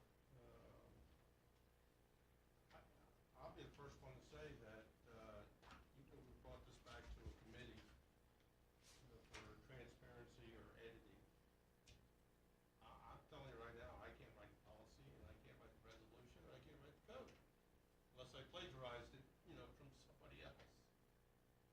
I sure could read it and understand it and adjust it, and that's what we're paying general counsel to do. That's his job. He's a professional at it. This is legislating. This is our I'm- job. I'm This is our talking. job. I'm talking. All right. I don't think we're gonna sit in a committee and write these things and then send it to general counsel for him to mark it up. I think it's the reverse. It's always been that way. Not saying it shouldn't be that way. It's even in the private sector, where I work also, we have a contracts department that actually reviews the contracts and then sends it to me for editing. And, Director Grace, I know you do the same thing. Absolutely. You're not writing the contract. I don't have my attorney send it directly to the consultant. I review the contract. I may know nothing about contracts, And but that's, I get my eyes on that before it goes to the exactly, to the consultant. and that's exactly where I'm going with that. We're here as a board to analyze things and make suggestions for staff, right? We're not here to write that stuff, because that's their job. But It's conversely, we're not here to rubber stamp it either. Great. So, also, we have a little bit of a disadvantage too, is and I'm not saying this particular issue is in an emergency situation, but our committees only meet every 60 days. So, let's just say it's in between. It'd be 3 months before we'd actually be able to approve something if we sent it back to the committee. And then brought it back to the board the following month, then we would have to wait another month to send it to the committee, and then another month to put it back to the board. So, And respectfully, that was my question about the urgency, is why could it not wait for the next committee cycle? exactly. Why did And it have to get on the next agenda? I felt that pain, over here this way. So I'm trying to address it from my seat over here. Not an emergency. I would suggest to the president that we actually move to, send it to the committee for, adjustments if the rest of the board is, in agreement with that. Those are my comments. I certainly respect and appreciate this debate. We're not here to write the contracts, so I disagree with Mr. Jensen on that. I wouldn't throw a fit if we wanted to run this to committee. If there are significant changes, is there something, do any of my colleagues have significant changes written down? Or I don't want to send something to committee just because we have a committee. And to, like Vice President Carlin pointed out, it creates a 3-month delay. Maybe that's necessary, maybe that's not. The public has a chance to comment. If any of the public have pen and ink changes to this, we can fix that. It's instead of arguing what it is, how we do this, let's get down back to why we're doing it. We're changing the policy. Mr. Malinan. Seeking some clarification. So my take on this is that the ordinance was intended to clarify that the board can adopt policies like the purchasing policy via resolution, which is what you did at your last meeting. You approved those. Are you suggesting that the policies are going back for review post of what you approved? Or is it the ordinance itself, or is it the process about an ordinance approving a resolution? I'm a little unsure of the intent. Let me poll my colleagues then. Comment on that? General Manager makes an excellent point. Is the problem with the text that we're dealing with? We got a resolution. We approved it. It wasn't unanimous, but we approved it. Now, are we going to send it back to committee and change it, and therefore potentially change the resolution again? This doesn't make a lot of sense to me. Again, for me, it's all process. With due respect, pardon my terminology, it was ham-handed the way this was addressed, and it's process. I can't say I would change a word in that. It's process. It's the fact that it didn't get public input through committee. That's what committee gives you. The question is, why do we go to committee? Do we need to go to committee? It's because it gives public input. Other than folks standing up here and commenting with sometimes no answer, as they did not receive on should it go back to committee, you have that opportunity. And yes, it's long-winded, and yes, it's cumbersome, and yes, it takes a long time. As my colleague said, that's what we do. That's what we're here for. And for that matter, staff as well. If they have to send out 10 different bids, and it's really cumbersome and it's really expensive, it's in the public's best interest. And they only get one back, they've done their job. The fact that things are hard is not a reason not to act in the best interest of the public. So for me, it's process. Again, if it goes back to committee, I don't want anybody to stand up here if it goes back to committee and a word is not changed and everything is fine. I don't want people to say, why did we go back to committee? We went back to committee because that's the process. So that's all I have, Mr. President. Thank you, sir. For me, it's both the fact that we're addressing this as a resolution and not as an ordinance. I think this is important material. The way we purchase, the way we send out bids, the way we spend our money, that's an important issue. It's not trivial. It's something that needs more weight than a resolution. It should be an ordinance. It should stay an ordinance. We should have edited the ordinance, amended the ordinance, but it should stay an ordinance. Do I have changes that I would make to this resolution? Yeah, I do. I have some things that I don't agree with, and I have some things that I would add. And this is the urgency of it. This started 3 years ago in a finance committee in February 2019 when this was first addressed. And the addressing of that policy was minimal. It had more to do with credit card policy for staff than it did any of the things that we're talking about now. There were very minor changes that were discussed in that committee. And I have that paperwork here. Very minor. It had nothing to do with a total revamping, nor did it even mention the possibility of moving it to a resolution instead of an ordinance. So I would support it going back to committee, and I will be there with my recommended changes. I'm not a lawyer, and I certainly am not going to write legal things, but I can make recommendations. I mean, that's what I was elected to do, and it's important to protect the public purse. And that's what a big part of this is. I agree with your comments, Director Jensen.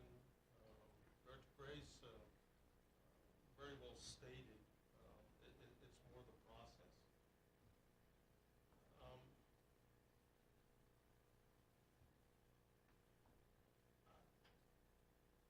Each time an event occurs, or let's just say an event that occurs that you probably didn't see coming, that has affected the public or us here at the CSD, we normally change the process or the code or the way we do things. I know why we changed the credit card deal is because we had an issue with the credit card thing. Right? And we're still dealing with that, but we changed it to keep that from happening. So going back to Director Grace's about process, yeah, I would probably recommend actually send it back to the committee and see what and we have enough time to change, so we put it on next week's agenda, right? We need 3 days, right? I would have to amend the agenda that went out today. Yeah, I would ask that we would do that, Mr. President, so we can put it on and then bring it back to the following meeting for discussion. Those are my comments. I wouldn't support changing our purchasing policies to an ordinance. That doesn't make a lot of sense. It makes it harder to change and it costs money for the residents to have to change it if we do change it. It looks like there are at least 3 votes to push this to committee. Like I said, I won't stand in the way of that. I just with this parting comment on the issue then, I wish that the folks bringing the challenges to this would have spent their time making the changes and editing it for us to see if there's significant changes or not, instead of just coming here to it seems like to fight about it. Any other? I'd like to make one more comment. Go ahead. I would just say the change would have been to go to committee, so I'm not sure how that, given that we as a board seem to only do what staff tells us to do, I don't know how that would have come about. So I don't agree with that. We're not here to That's do the what message staff I was hearing from the council specifically, but well, he said that he prepares the policies for us to either approve or not, and last month we approved these changes to come here today. So well, your point's well taken. I mean, again, I had some pressing business that I could not be here, or Understand. I would have brought these things to the table earlier, so my fault. So. not at all. I know we have commitments like that. No, the other comment I was going to make, we send it back to the committee, and it's more for process. I agree with you. It's more for the public. I agree with that as well. The public doesn't show up to these committee meetings. No, it's the same 1, 2, 3 people. We can pick them out in the audience right here. They're here today, right? Right? We know who they are. Yeah. Right? We don't get any emails. We don't get any texts. We don't get any voicemails. You know, to say, you know, that, you know, we'd like to make these changes. So, yes, I agree with the process. I agree with wholeheartedly with transparency, and I want public input. Right? There are great comments that come from the public that we make changes with that we don't even think about. Everybody has a different way of looking at things from different angles, and you know, we need to take those.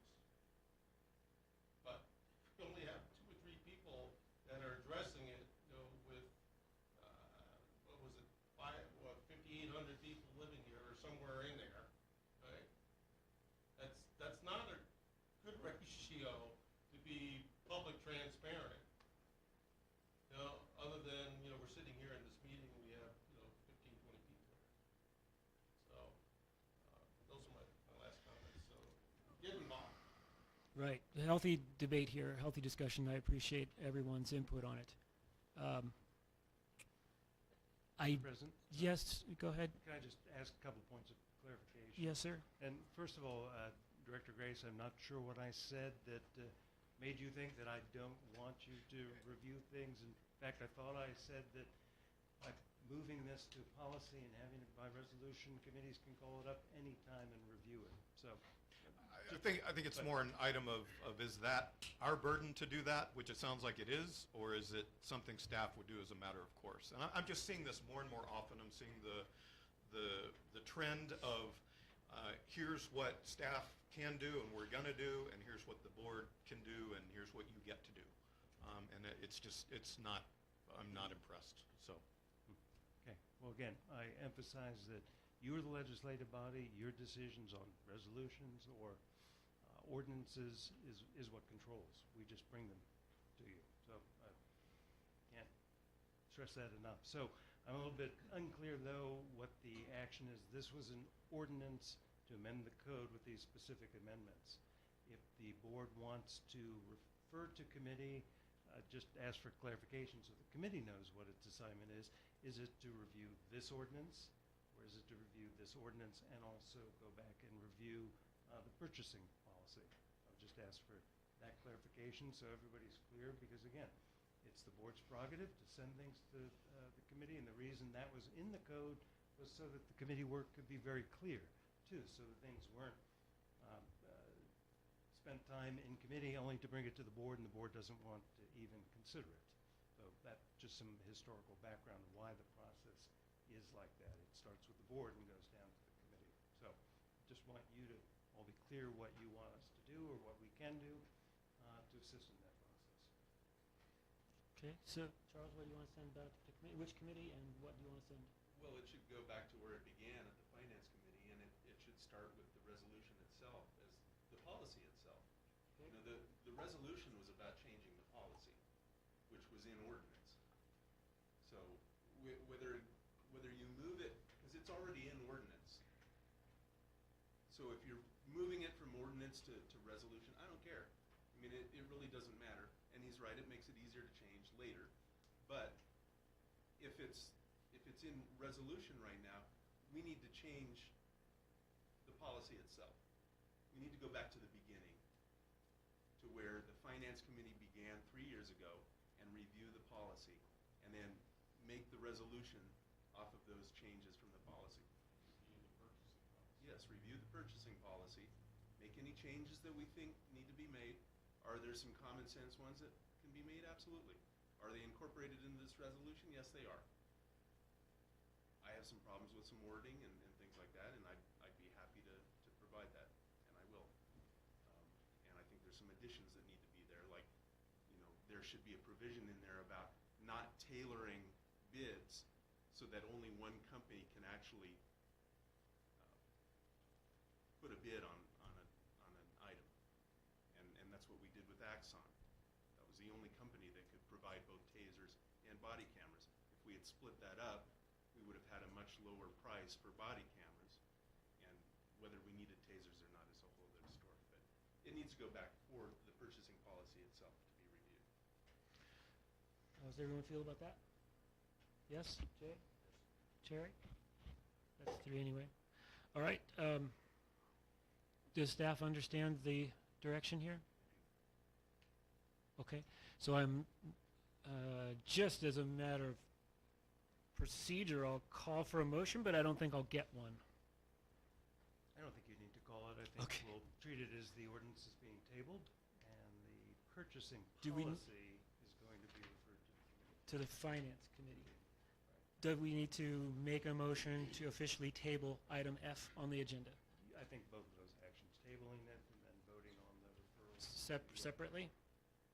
They can be together. May I have a motion to table item F of the agenda? And adding it to the agenda for next week. That would be the next one. Mr. President, I'd be glad to make that motion, table item F on the CSD agenda and add to the, Let's do them separate. okay, that's the first motion. Yeah, so there's a motion on the floor to table item F of the agenda. Is there a second? Second. Got a motion by Director Grace and a second by Director Jensen. Roll call vote, please. Director Grace? Aye. Director Jensen? Aye. Director Quinn? Abstain. Vice President Carlin? Aye.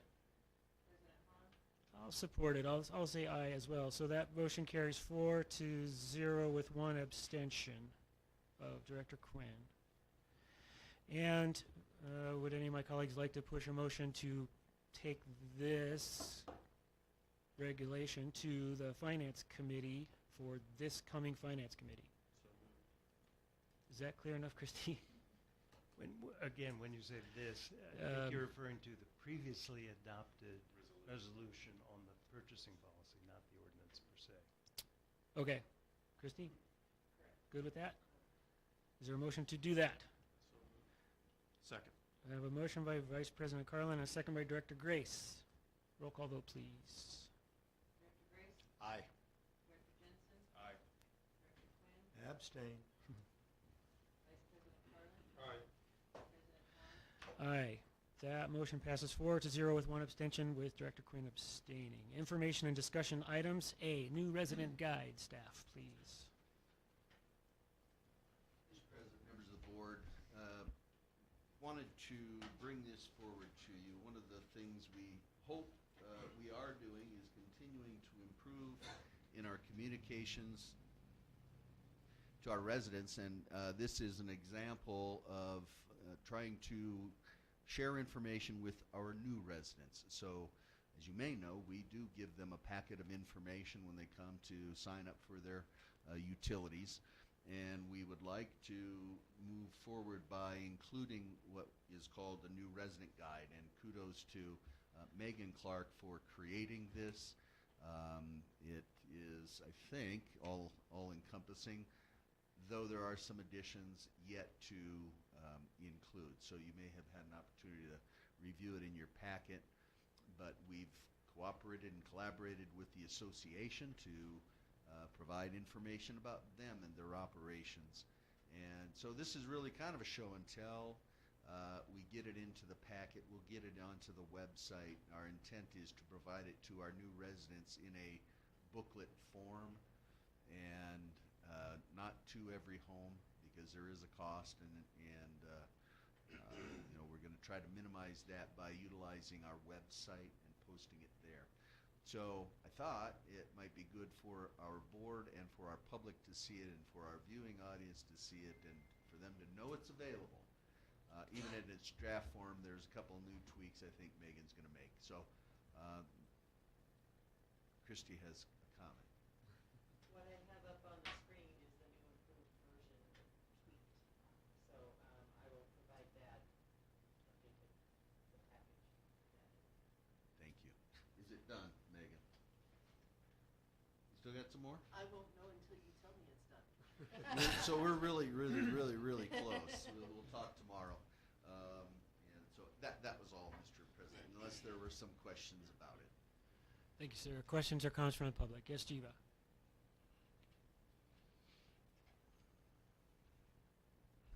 Thank you, Megan, for your hard work. And so it's always hard when people look at that and see things. I did have some questions. I think Jack Cole should have been listed, and it wasn't until it's listed with the RC Club. So that was just a suggestion there. Also, Four Island Lake is not 37.5 acres. I think it's about 26 acres. It's probably in the Title 22, where that was seen in Cub Lakes, not 9 3/4. Should be about 8.5. I don't know if you caught those or if there's something different. Information from the BBSA. Okay, so they need to check with the Title 22, everybody worked on that together. So volunteerism, I wasn't familiar with all of that. Is some of that outside of Bear Valley Springs? Some of it is, yes. Okay, so I didn't know about the appropriateness of that. And vendors listed, that maybe some people will be offended. We're not listing them as a vendor, even though it worked on utilities primarily. So I was concerned about that. Thank you very much. Thank you, Jiva. Any other public comments? Thank you, board. Director Grace? I think it's great I think it's well put together, well done, and a great image for new folks coming in. I don't know, it just seems more like a Chamber of Commerce thing to do rather than a government agency. I think you run the risk of leaving people out, leaving volunteer groups out, leaving businesses out, and I know you have a disclaimer on there, but I don't know. That's it. Thank you, sir. No, thank you, Megan, and Bill, and staff. I like the document. And it'll be on the website as well. Great. I think it's a cool idea. Yeah, we can update it as people say, hey, I'd really want my stuff on there. Okay, maybe it gets 600 pages and goes only online. We don't know, but I think it's a great start, and I thank you, Megan, for your. Did you have a back to public comment? Just an addendum to the club speeches, the Bear Valley Springs Astronomy Club. Now we could add to that. He got out today. Did get added. All right, I was see, looking for it, but there we go. actually, it's Astronomy You've Club. been I think tweaked. they're called. Appreciate that comment. Okay, under information and discussion items is special taxes, B. Mr. President, members of the board, this is hopefully the initial sharing of some information and initial conversation about special taxes. So about 4 years ago, the board began the process of addressing the financial structural deficiencies that existed in our organization, starting with our enterprise funds or our utilities. Those utilities, the water, sewer, solid waste, hadn't had their rates adjusted in many years. In this case, you'll see water and sewer and solid waste 11, 12, 14 years. So the board undertook rate adjustments, and we went through developing the studies necessary, the 218 process. Those rates were approved and implemented. Those three enterprise funds now are stable, financially stable. I would say they were very much at risk prior to those rate adjustments. The district has three other types of fees that have been approved by the public in the past. Those are the roads assessment, the police special tax, and the gate special tax. And so this is hopefully the opportunity we can talk about the two special taxes. And I mentioned this a little bit earlier with one of the comments that I think was spurred on by one of the attendees. But the roads special assessment of $340 isn't being a part of this at this point. I envision that having completed the assessment and or analysis and development of a plan on what to fix in the water system where is step one before we begin to replace the roads on top of the water lines, which may need to be replaced in some near future under that plan. So it's a little of holding off. As you recall, we had a prior pavement condition report, and we were going to update that, but we're also going to hold off on that until we get closer to the end of this analysis on the water system. Just seems logical to me that we not put money into the roads that will be torn up because that water main under there needed to be replaced soon.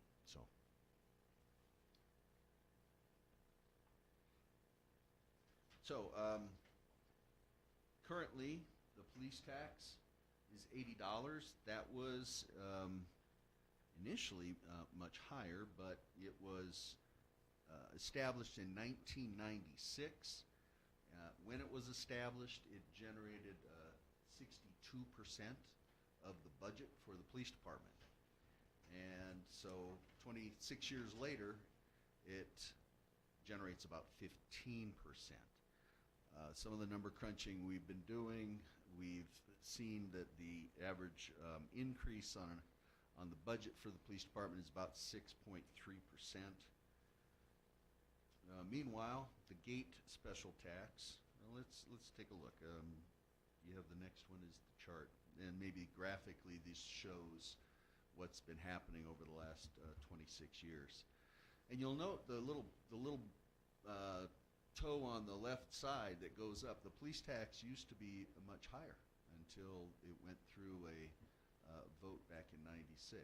So you'll see it now generates pretty much a straight line of revenue across. Meanwhile, we have increasing expenditures for the operation of the police department.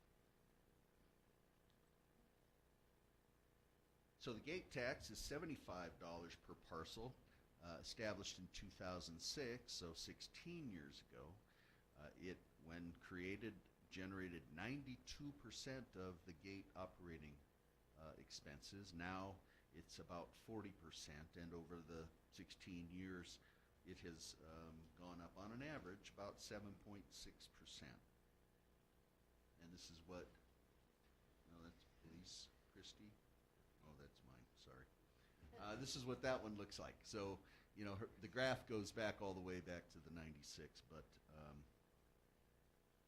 you can see what that blue area for the revenue looks like, and it's relatively straight line relative to the expenses.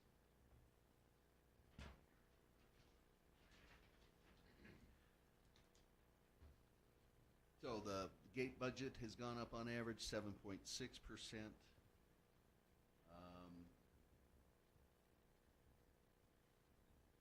Taking a look at the revenue, so we went back to identify, in the general fund, these are the two largest areas for use of those funds.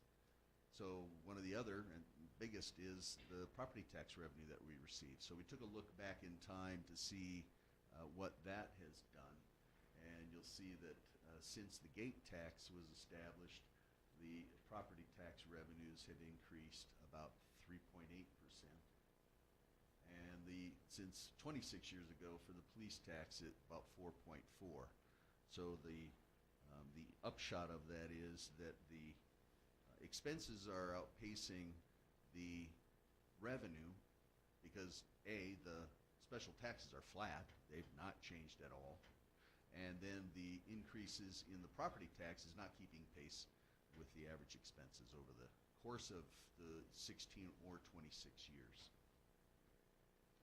So, given that that's the situation, it seems that the challenge will be at some point we can't keep pace with increasing costs and either restricted or limited increase on revenues. And that, to me, then prompts the conversation with the board in keeping with trying to be sustainable in our finances. It would seem appropriate that we take a look at those two special taxes and what do we want to do from here on out. So, in anticipation of this, one of the things I've done is to create a financial model, and that model does a couple of things. Number one, it projects the police and the gate operations similar to the rate studies. So we had an initial study for our water rate, and within it there were a number of inflationary indices. So how much do we assume the wages for the employee line will go up? How much do we assume services and supplies might increase annually over the period? Those were 5-year projections. We've created a 20-year projection, and hopefully what that can do is give a clearer idea out into the future beyond 5 years what may happen, so that the board and the community can make some adjustments in reaction to that. And again, it's a plan, it's a model, it can give you some ideas. It's not cast in stone. It's probably not perfect either, that hey, there's things that can happen beyond our control, such as inflation driving up the costs of living, if you will. So that was the first piece. The second piece is the board had been presented with, they had not adopted, but our draft 20-year capital improvement plan. And the reason for me to incorporate that in there is the term out is the same. So my planning horizon is out 20 years rather than 5 or even 10. For the CIP, it's important to be able to better see cycles associated with large capital expenses, so you can see it coming and you can plan accordingly. So we've included that because the general fund has capital demands on it that were identified in that CIP. So again, hadn't been adopted by the board, but the staff put a lot of work into identifying the things that will be needed in the future for the police, for the gate, for administration, et cetera, in the first place. Third thing we did was to develop and Hamid was instrumental in this before he had left, but what I call a cash flow. And for me, it's a 20-year modeling on the general fund, and that takes all of the various revenue sources, not just the property tax or the special taxes, but the rents and the fees that we receive, and project those out as well. So we look at indexing them by 1% or 2%, something along those lines. And so we create that model, and when you get the four pieces of the puzzle, so to speak, the model that I'm talking about we can use for the exercise and or the discussion of the board and or the public about a special tax adjustment, if that's the direction that the board wishes to go. And my hope is that somewhere there is a point where all are in concert recognizing the need and the solution is agreeable, and this community moves forward in its goal to be sustainable long term.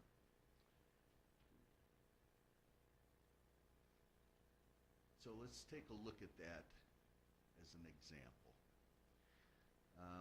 This is a piece of the model, and you can't read it probably because it's really too small, and that's okay because the idea that you're supposed to get from this particular slide is when we project out 20 years, all that top area are those varying kinds of revenues that we might receive, including rents or fines and so on.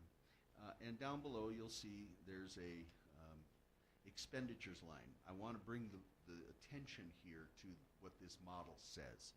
So 4 lines up from the very bottom is a row of red numbers. And what that depicts is that currently our general fund, when we include the projected capital, is out of balance.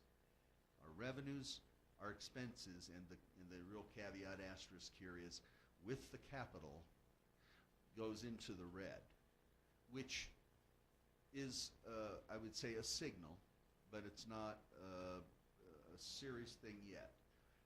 The bottom line, however, becomes one for us to focus on, and I hope that the 20-year model can be appreciated for this very thing, which is about 7 years from now, all these assumptions coming through in that model, that bottom line is intended to represent what amount of excess fund balance do we have in the general fund over what the board has set as its reserve requirement. Because as you know, when we budget, first we budget for operations, and if there's some excess within the revenue to expense in that budget, we have something available for capital. We don't just throw it in originally. We make sure we take care of operations. Then we look at capital, and that's our first area within the budget and the annual revenue to expense. Secondarily, we look at excess reserve amounts and recognize that that is available for capital. What this particular line then says is we can do that for another 7 years, but then we start falling below what has been established as our minimum fund balance. So the intent of the 20-year model is to show these very kinds of pictures so that the board and or the community can make some adjustments before you get there. And it isn't all of a sudden a crisis. In fact, you've seen some tweaks, adjustments need to be made, and we can begin to go down that path. So that's a little bit of what the model indicates. What I'm hopeful to get from the board tonight is getting this out there on the table, so to speak. I would like to have a special study session workshop with the board and be able to have prepared for you some scenarios that you think you may like to see. So I could do so many different kinds of models. Some that maybe fully fund the police department. Here's the literally $64,000 type question. If you did that, if you were to be successful in adjusting the police tax to fund 100% of the police expenses, we can all do the math. You're going to be up in the $450, $500 per year range per parcel. Similarly, you can do that for the gate. But if you recognize that they are the bulk of the general fund, and those levels of taxes will free up $1.9 to $2 million per year in the general fund. What would you want to do with that? So some of those questions, replace water lines. Yeah, I heard. Yeah. So absolutely, those are the questions. Then I think ultimately to try to get answers to, because we have a clock ticking if the board wishes to get this on to the general election in November. We have an August deadline. Given we typically take August off, I would think the board would want to resolve that question and come up with some numbers by July, either at your regular meeting or subsequent. So this is the first step. We've got a couple of months to try to work on it, and right now that's what I'm hoping for, but I'm open to the board's direction. How would you like to handle it? You may not want to even tackle it, but whatever that is, but it seems I'm obliged to at least bring this up to you because of that deadline. Thank you, Bill. This is one of those times for public input, right? Jiva.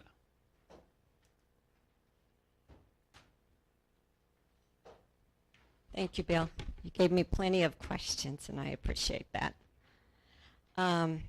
So why prioritize the police, the gate, over water and roads? I know it was mentioned that we're having this study done, whatnot, but this has been going on years. And as I recall at previous meetings, we need to just start picking some areas that we need to work on and not keep pushing them off. Another thing is requesting a complete audit of each department. So are we saying that we're sure that we need to spend 100% of what we're doing? We need not to look at it and rebudget and prioritize how we're doing, like every other agency has to do when expenses are cut. So I think the only way we're going to get good votes from people to increase what really may need to be done is to have done a thorough job at investigating everything we could do in cost savings with our department. And we can recognize the need and the sustainability that we must have through the review of the expenditures with cost-cutting savings and suggestions and mandates, hopefully, that can go to the board in a study that will work on this. Because if we're going to spend the money to put it up for an election, we need to make sure it's got a good chance to pass. And so allocations, overhead expenses need to be done. And at work, we used to use tail feathers. So I've always made a point about the allocations, and from what I read at some time, they were based upon how many issues were before the board, and that's how allocation was put into each area. And it seemed like with the trash, it was way too much in other areas. So maybe we need to revisit how we do allocations and overhead. Keep them in general funds, or like we did at work, for each job we had a specific number. If we were working and doing something for the waste department, it was a different number. The police department was a different number, the gate, whatever. And that overhead would correctly go to the correct department instead of just being some percentage that was decided some years ago. So I would really appreciate those issues to be looked at. Thank you very much. Public. What do you think about raising these taxes? Go, Kara. Just one thing, because the water is going to be the major cost coming up. If you're asking people for a lot of money up front for the police or the, all the other things, you're probably not going to get a big hike for the water because everyone's going to say, we already gave you a lot. We don't have any more. With COVID, a lot of people have lost revenue, money. Maybe not the time to bring it up. Maybe next year. Wait a year, let things settle down, and then come back with this and have a real good plan and have time to audit all the departments to see if there are places you can cut without knocking services down again. Anyway, that's just something to think about. Appreciate it, Kara. Anybody else? Yeah. I just had a quick question on how was the gate funded prior to 2006? It was just a function of the general fund. Oh, I'm sorry. Funded out of the roads. Good question. Thank you. Apologize for that. Thank you. And for the recording, because there's no mic in front of Christy, it came out of the roads budget before 2006, and that would be the cost of the gate. Yes. I just have a question. That session, is that open to the public? Absolutely. Thank you. And do we have an idea when that might be? Not yet. I'm hopeful Oh. the board might wish to do that. Right. Okay. Good. Any other public comments on this? Yes, sir. I just have a question. I don't. Could you get on the mic so we have the recording? It's a public meeting. Yeah, I don't see realistically in this economy how you can even come up with a budget. I mean, being in my line of work, prices change daily. I mean, I just don't. I wish you luck. Thank you. I think it's an impossibility to predict what the budget's going to be, considering what we've gone through in the last 2 or 3 years. When prices, people talk about lumber going up. It's not lumber. It's everything is going up. And it's not going up 6%. It's going up 50, 60%. And it's, so I wish you luck, coming up with a budget for the next 5 years. I think you have to have divine intervention to be able to even imagine what prices are going to be next year or next month, let alone in the next 5 years. So my comment is just good luck. Appreciate that. I don't think it matters what you raise it to, and I think the people have been, a lot of people have been hit in a lot of ways, and so, I wouldn't want your job, to come up with this budget. Thank you, sir. Yes, sir. Hi, I'm Richard Bissell, and I've lived here about 18 months. I hear what this gentleman says. About the budget, but I think we all know some of the biggest expenses is salaries, and so that's easy to pretty much budget. And I heard your comment. I heard everybody's comment. Obviously, the can's been kicked down the road. I'm only the 10,000th person to say that in the last 10 years. I disagree. I hear you, but I think your best bet is to get. We need money. We need a $30 million bond issue is what we need here to do water pipes and roads, but I don't know if that'll happen.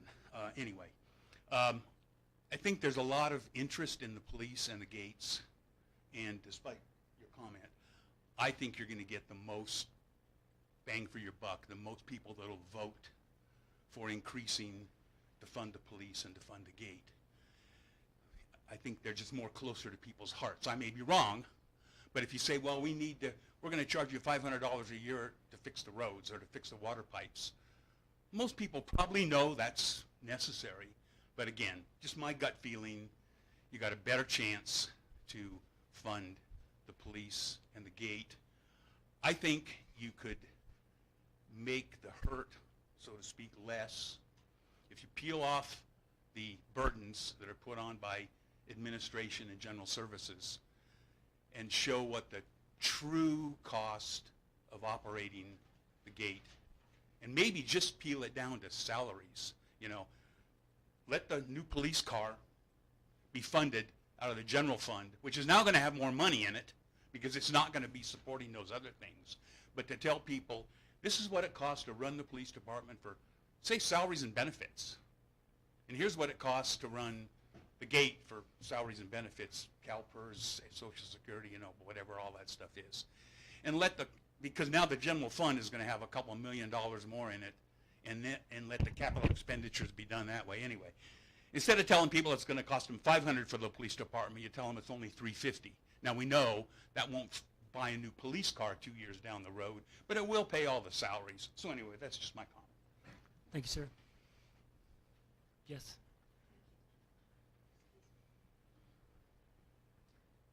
I just have a general overall comment. I've lived here for a year now. You're clearly aware of our personal situation that Dan and Joe have talked about. My husband's lived here 8 years. Our builder's lived here over 30 years. Coming from LA, I'm sorry, please don't throw rocks. I understand that. I think the dynamic, the population here, just from my observation, has changed. I think when people moved here 50 years ago, 40 years ago, it was an older community. It was a quieter community. It was a remote community where people came to golf and raise their and ride horses and enjoy the nature here, right? And I think it's changed. You have a lot of young families here now. You have a lot of, the average population, age of the population here is probably significantly lower than it was 30, 40, 50 years ago. And I think with that, yes, the police is very important. And the gate is extremely important because we've seen around here what happens when the gate is gone and the police doesn't have the, when you call in and the immediate response dispatch, right? Yeah, that happens. And these are all current issues now for today's society that's important. And I don't think it's right to go to someone who's lived here 40 years and they expect nothing to change. Prices are astronomical, as Dan has said. Salaries need to keep up. My husband works for the association. We feel that. I work outside for a private company. But costs are going up. And to just say, oh, it needs to be the gate, or it needs to be the police, or it needs to be the water lines. People need to understand that, and I think you need to reach out to them so that they understand the challenges, both from a revenue standpoint and an expense standpoint. So happy to offer my financial background. If the board thinks that I can be of service, I'd be glad to help. Did she just volunteer for a committee position? Yes, I think she did. Pretty sure she did. Talk about that later. More public comment. Yes, Jerry. I've lived here for about 30 years now. And we keep talking about the same old thing. I mean, don't you guys look at history? Look how much money we've wasted. Solar system, on the water system, the sewer system. We keep wasting this money, and we don't have nothing to show for it, except we get the same thing that we've had all along. So we need to take a look at the costs that we've been paying out, the money that's been wasted. I mean, look what the last project, the road project. Look at the roads now. They're the same condition. You just patched them. Spent what, $3 million? So, you know, you got to look at the history. Mailboxes. Look how much money we wasted on mailboxes. And what do we got? You're still wasting money on mailboxes. We still don't have lock-in mailboxes. What's wrong with you? I'd be ashamed. And I am going to run for the board because something's got to change. Thank you. Appreciate that comment. More comments from the public? Anybody else? All right, board, what are we on? What is our agenda item here? Special taxes. I believe that I would be available on, was it May the 18th? Is that the 19th? If it turns out I have something on my calendar, I'll get rid of that and I'll make myself available for the 19th. Okay. Thank you, sir. I would say the same, almost verbatim, what Director Quinn said. I am available that day, and if not, I will make it available.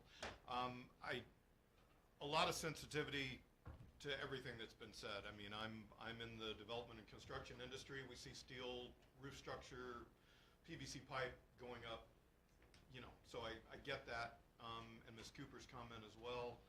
I don't think there's ever a good time to have these discussions, unfortunately, and we have, not we personally, but we as a community have kicked the can down the road far too long. I think now's the time to act and if anything, test the water, and the community can say if they want to see water lines improved, if they want to, you know, see the police augmented or not. And so that's my comment. I think we start the discussion now, and we hopefully get something on the ballot for the 12th, or deadline is the 12th, but when is the actual, is it November? The vote's in November. Vote's in November, so otherwise we're another year down the road, so that's my comment. Thank you, sir. Is it May 18th or 19th? 19th, sir. 19th. It's fine. It's good. And if Ms. McEwen could make the PowerPoint available when you update the package online, you're going to do that. Could you add the PowerPoint on there too? Sure. May 19th, I'm good with that as well, Christie. I do have a couple of comments. Bill, you and I have already discussed this, and I appreciate all the public comments as well, but I think Dan said good luck on the budget numbers, right? We've heard that before, right? You saw it up there, everybody saw it up there, 16 and 26 years, we've kicked this can down. I've been sitting on this seat here for a little under 6 years now. And we started addressing this 4 years ago, because I was tired. I sat in that back corner, that second seat there for 2 years, and listened to the board, and people kicked the can down there. Jerry, I'll answer your question about solar. I was tired of it. I was only sitting there for 2 years, and it was 2 years before that they were working on that solar. And then when we got to actually saying go, no-go, when I got actually on the board, it was too late for us to actually do it because all those row houses took the transformer space for us to supply the power back. And it would have cost us millions. I forgot what it was, 10 or 20 million. They were asking us to replace the transformer. But if we didn't kick the can down the road on that 2, 3, 4 years earlier, we would have solar here. All right. I'll also answer the question about infrastructure. Yeah, it costs a heck of a lot more money to dig up a road.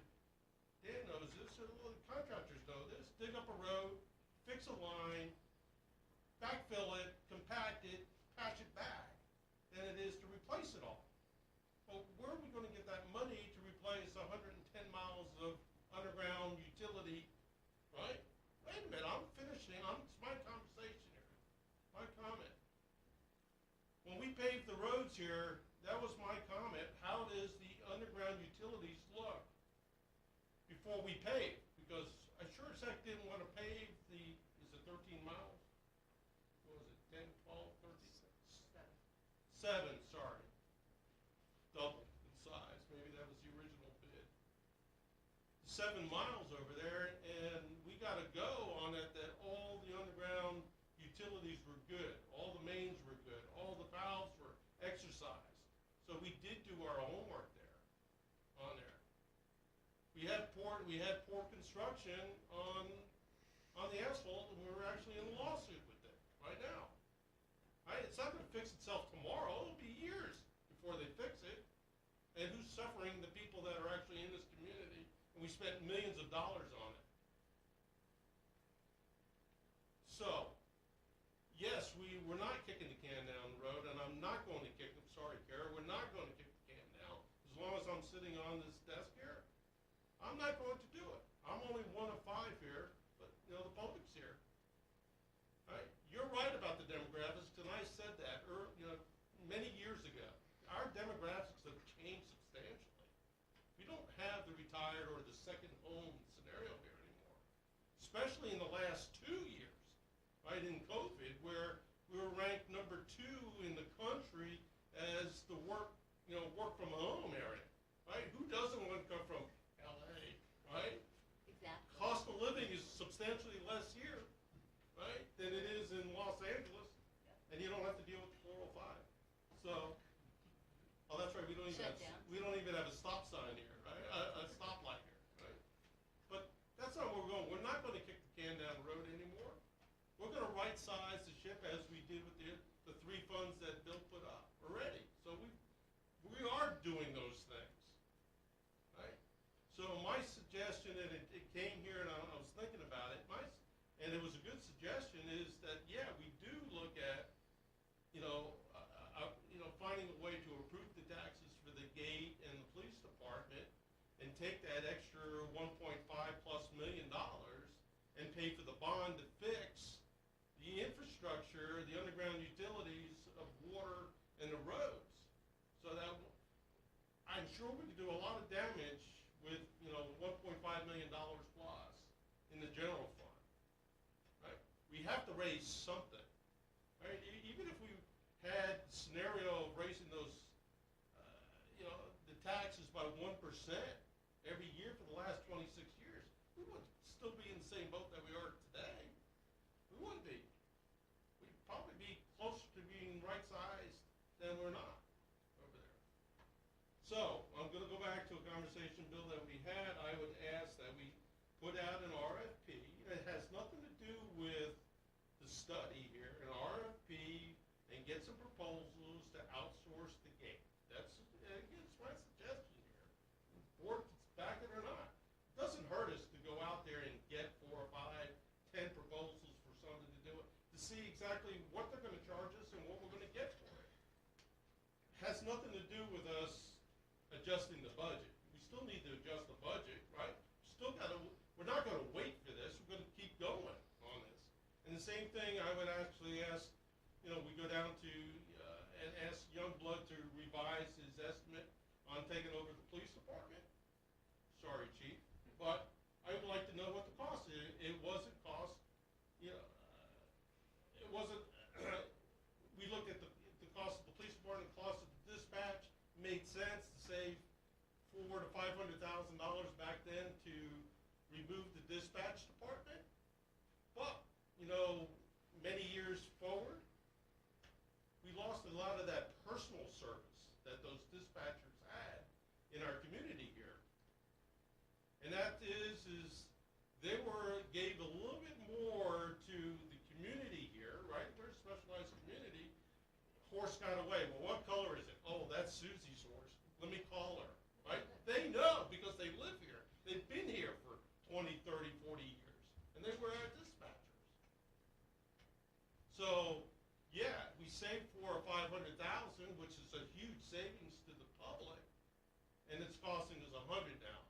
When we looked at the police department, it was upside down still. It wasn't cost effective for us to make a change like that. And I'd still say today, even if it's a couple of $100,000, $200,000, $300,000 more, I'd say we keep our own police department, because that $200,000 or $300,000 is overtime, or increase.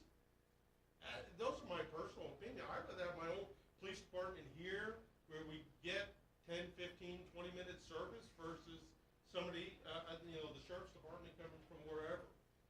But I would ask, let's take a look at that. I am sure it's going to be substantial. I'm sure a lot of the folks here have already read the same things I've read. They can't even field their own positions. So how are they going to field an additional 2, 3, 4, 5 people for us here? So when people say that we're not doing anything on the board and, we're spending your money wastefully, we're not. Right? You might think of it.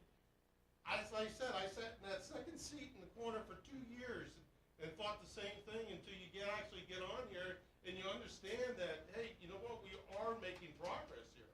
At least I know this team right here, this board members are. And I know we are moving in the right direction. But it also takes the public's assistance, right, to help us make some of these decisions that will actually benefit the community. Those are my Good comments, Jay. Good comments, everyone. So, yes, I'm available on May 19th. That's all 5 of us. I hope we want to do a time. That would be the second part of the question. At what time would you like to have a workshop? Early. Yep. Morning's best. 10 I o'clock? think. Guys, good? Anytime? 10 o'clock at least, I would say 9 earlier, o'clock? but that's my opinion. 10? Jay?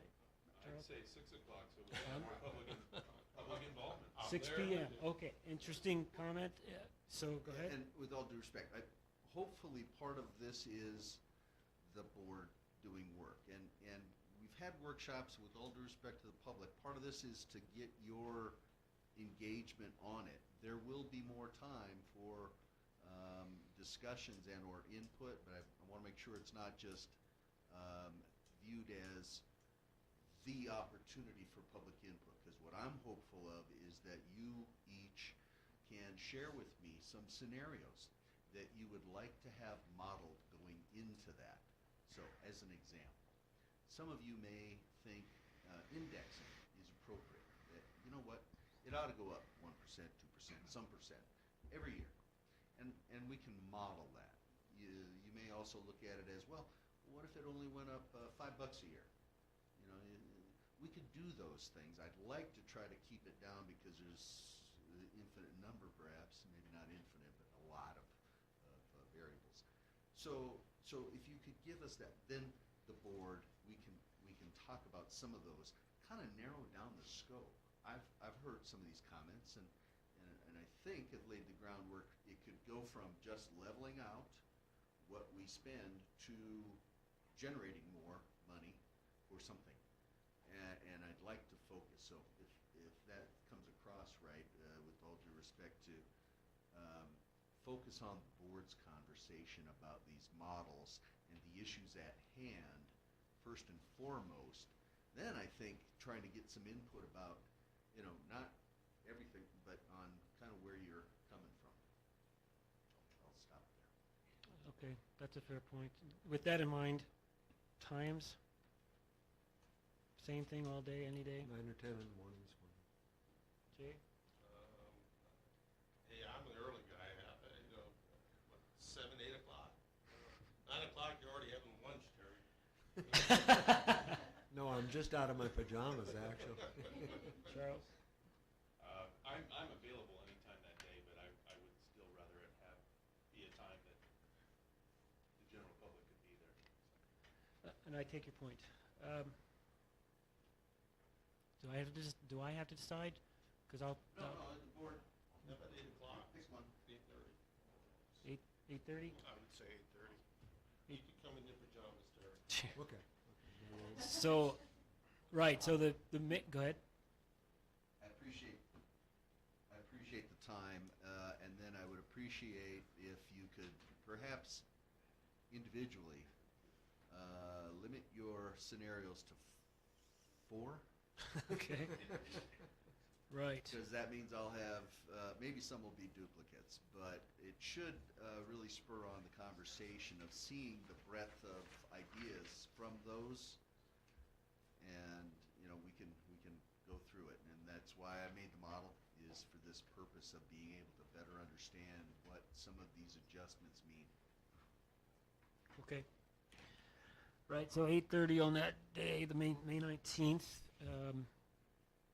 That's not the end-all be-all meeting to decide what's going on, but that giant spreadsheet, folks, that's what we're going to try to model and come up with some kind of consensus of how we should direct staff to generate the funds that it's going to take to start working on roads and water. Time for my comments, I guess. We're not going to be able to trim and cut and nip and tuck and save this money here and this money there to solve this problem. This is a gargantuan problem, and it's facing us today. And we can do this. This community can overcome this tremendous challenge of our roads and water problem. We don't have a water tax that we can raise, but we can relieve the burden from our general fund our police with a police tax, fund our gate with a gate tax, free up that money, and have it for roads and water. Can I guarantee you it'll go to roads and water? No, it's the general fund. It can be used for any things, but we're not gonna go, I promise, as sure as I'm sitting on this board, we're not gonna be wasting this money. And I don't think there's waste at the moment either. I agree with Jay that, yeah, we're not throwing money down the drain, okay? Now, for the three I asked to stay, this is what I wanted to explain, and he did a much better job than I can do. If you need to go, that was what I wanted to discuss with you. We have been talking about this for a long time. We have a strategy, and this is, now we're getting into the nuts and bolts of it. This will probably come before voters in November. We're gonna need your support. We're gonna need the public to say, right, we agree, we don't have the money to do this without raising these taxes. And it's not a popular stance sometimes to say, I want to raise your taxes, but I want to raise my taxes. I want to perpetuate this community's future for generations to come. And I want us just to start today. I want us to get this done. We can do this, folks. It's not an insurmountable task. Board comments. Director Grace. Everything you said. Director Quinn. Director Jensen. Well, the words item C under information and discussion items, board comments. Mr. Chair, I have nothing, sorry. could we get a motion to the effect of setting that special meeting and time, please? Sure. I move that the board of directors and staff meet again here at 08:30 on May 19th for a special tax study session. Motion by President Hahn, second by Vice President Carlin. Roll call vote, please. Director Grace? Aye. Director Jensen? Aye. Director Quinn? Aye. Vice President Carlin? President Hahn? Aye, motion carries 5-0. See you. see the board here. Thank you, sir. I moved on to board comments. Where was I? Did you have comments? Director, Vice President Carlin. Nothing else to add. Staff reports. Item D under information discussion items. First staff report under department heads is a finance report. Mr. President, members of the board, you have the report. I will stand for any questions you may have. I'm sure the public has all reviewed the board package from the website. So are there any comments from the public on our finance report as presented? Great. Board? Terry? John? I had no other comments to say, other than to say, Bill, you and your team are doing a great job in the absence of an administrative services director, so. Yep. Anything else? That's it. Just one question, Bill. I know we have sent our shut-off notices post-COVID for the people that haven't paid those water bills. What kind of dollars are we sitting in that haven't been collected in that year and a half period? Just curious. I'm not sure that I know that number right now, but I can get it for you and get it to the board. Okay, and how's that, I'm sure either they're not there or they're at the house, so I'm sure they're making arrangements to pay, now. We're making a lot of arrangements, yes. Okay. It's a daunting task. And there's no options for them not paying, We're following the law, Senate Bill 998, and making sure that we're compliant.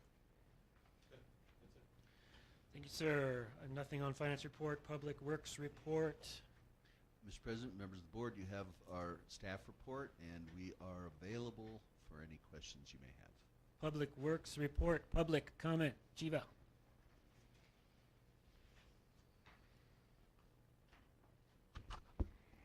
Thank you again. In the CWPP, the California Wildfire Protection Plan, Bill let me look through it. It was quite a bit of interesting information. And I brought it up before that it talks about the CSD being able to protect us from fires by taking more effort clearing around tanks and all the other utilities we have and everything. And so with that coming up again and we having these nice brand new trucks, and I'm looking at one of these roads that goes up to our tank. I think it's 4C1, I'm not sure. And all the brush is growing into the road. So I don't know how those guys get up and down there. But anyway, or gals. And so it's like it needs to be cleaned, and I don't want to see our new trucks getting all scratched up. So I'm hoping some effort will be made on that, clearing all the brush and everything, because the rest of us have to be liable. We're losing insurance because even if it's not our property, if within 100 feet there's shrubs and trees, we're losing insurance. So I don't know how it's affecting other people, but it's important. Thank you. Thank you, Jiva. Public comment, Public Works report. Thank you, board. Let's start on this side. Public comments. Jay? Nada. Jay, John? No comments. All right, moving on to Public Safety report. Mr. President, members of the board, I almost knocked everything down here. So you have a... Welcome, Chief Suttles. It's not your fault. You have my report. The only thing that you don't have is something that I wanted to mention was it was something that I was curious about. When I first came here, I know that one of my predecessors, Chief Melanson, was here when they implemented the RFID at the gate. So, of course, when I look through things as the new chief, I look through a lot of stats. And something I wanted to mention that I didn't have in time to give to the board, but I wanted to mention here, was that Melanson had started working on, and I finished looking at stats that compared the 12 months prior to the RFID, and these are crime stats prior to the RFID being put in, and the 12 months following. And I actually I took that all the way out to current day as well, but I was going to focus on the 12 months to kind of go apples to apples. So I just wanted to mention that in my findings, because I found it interesting. Mail thefts after the implementation of the RFID are down 77%. Thefts other than mail are down 22.1%. Other misdemeanors, so basically any misdemeanor that's not listed on our regular stat sheets, are down 50.7%. There's some other stats on here that I don't think are necessarily like traffic collisions and things of that nature that probably aren't relevant. But I thought I'd mention that because that was something that was interesting to me. Other than that, you do have my report, and I stand for any questions. Thank you, Chief. It's great to know that we made an adjustment to the gate and increased resident security. That's great. Questions on the, yes, sir? If I might, and I appreciate Chief Suttles kind of picking that up, because I had asked Chief Melanson to start that as we were nearing the one-year anniversary, and then obviously there's been the whole transition. But just to clarify, Chief, that part of the improvements down there was to create what had been the clicker lane into the RFID lane, but the more substantive important thing was to change by using the gatehouse that changed the access control required a permit issued by one of our residents, and so I find the statistics really great, because I think it validates the investment in the system for the security of the residents. And yet it wasn't just that. So as you use the term Yes. RFID, I just want to clarify for folks that it's really the computer and the pass system that is to I think be noted. So. Yes, sir. Well done. Public Works report, comments from the public. Oh, no. Public Safety report. Sorry, I forgot to cross it off. See what happens? Public Safety report, public comment. Okay? Jiva? Ah! Quick question. I know this has been asked a lot about are our roads public roads or not, and whether or not if somebody's here, like now we have our stickers and the passes and we can tell if they belong here or not. But without our stickers, we're not going to be able to tell for sure. But can the police department arrest and remove people that legitimately aren't called in or not a resident here? So that was my question. Thank you. Thank you, Jiva. So we can ask people, we can enforce the same laws, or enforce the same rules and codes that the gate could by not letting people in. If we have somebody that we find that's already in, and we make contact with them, we can ask them to leave. and we would have the power or the authority to ensure that they do. But I wouldn't arrest somebody specifically for that violation. However, if somebody refuses a lawful order, then we have a different violation that I could go down that road, which I think that would be unlikely. I think we'd probably get the people would do it. I think they would listen to what we said. Okay. Mr. President, Yes, sir? if I might just add in, because there, I think, was a recent post. When I first got here, I spent a fair amount of time taking a look at that issue of ownership of our roads and kind of the legal background. And the conclusion, some of you may recall, is, you know, those roads are not public for anybody who wants to come in. And I bring it up because there was a recent post somewhere on social media that says, you know, if somebody shows up at our gate and says they need gas, we have to let them go to the gas station. And that's not true. They don't have a right to go to the gas station because they're low on gas and they think it's a public road. That's not true. So if this is of any help to somebody to refute some of those things about, we control the use of our roads. The CSD owns them on behalf of the public, and we can control access and use of them.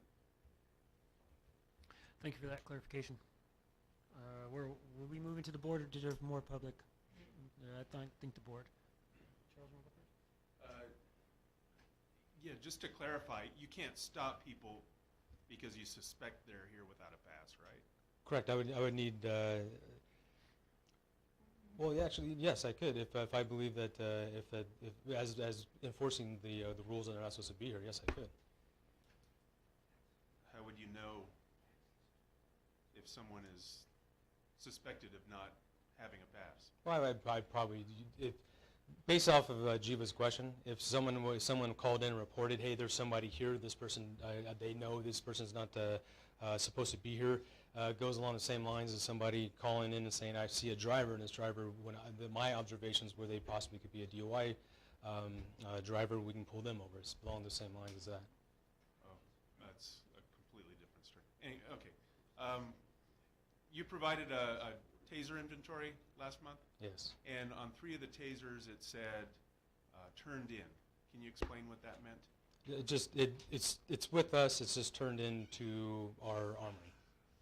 Well, no, there were other tasers that said in the armory. Right. Then there were 3 that said turned in. Correct. And I noticed the same thing. What I would like to do is change that so it all says the same thing. However, I wanted to give you the raw data. This is what it says.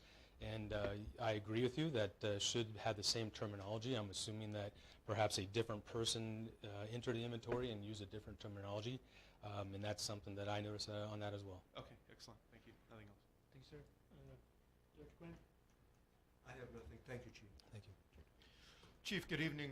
We talked a lot about the gate tonight. Are you directly or indirectly responsible for what seems to be a new policy of having the bar down on the leftmost lane, not the RFID lane, but the leftmost lane, and having every car stop?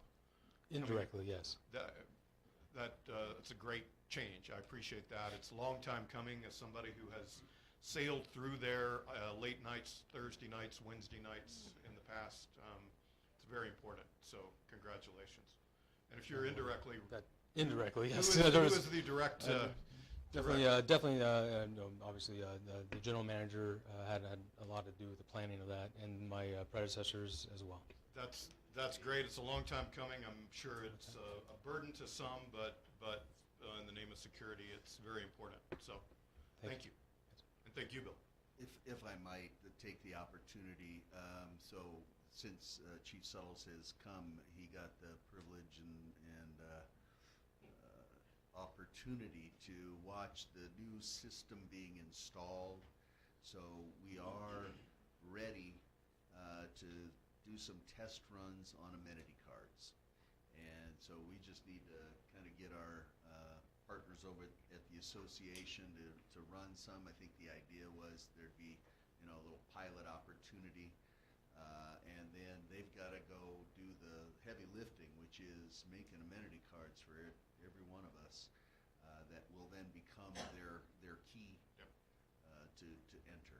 And yes, the stickers, I understand the comment, and it's a good question, but the improved security, I think, will be significant as a result. Two-wheel versus four-wheel drive, the RFID can handle that, but an Mini-Card doesn't right now. So, because they're interchangeable, you just bring it with whatever vehicle you're in. So it's to the person. So anyway, update. Great, thank you. That's all I have. Yes, sir. Thank you for your service, Chief. We're glad you're here. Thank you, sir. General Counsel report. No report this evening. Thank you. Okay. Public questions for General Counsel? Board questions for General Counsel? All right. General Manager report. First item, Mr. President, members of the board, the gate reconfiguration project. So we've received the initial survey and aerial views of the area around the existing gate, including kind of the parking area around PD and so on. We're asking our staff, gate staff, for input.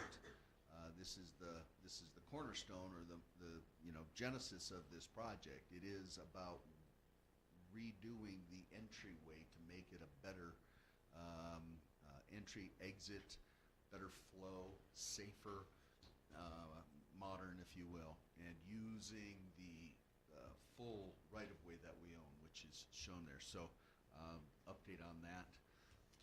Update on SB 1383.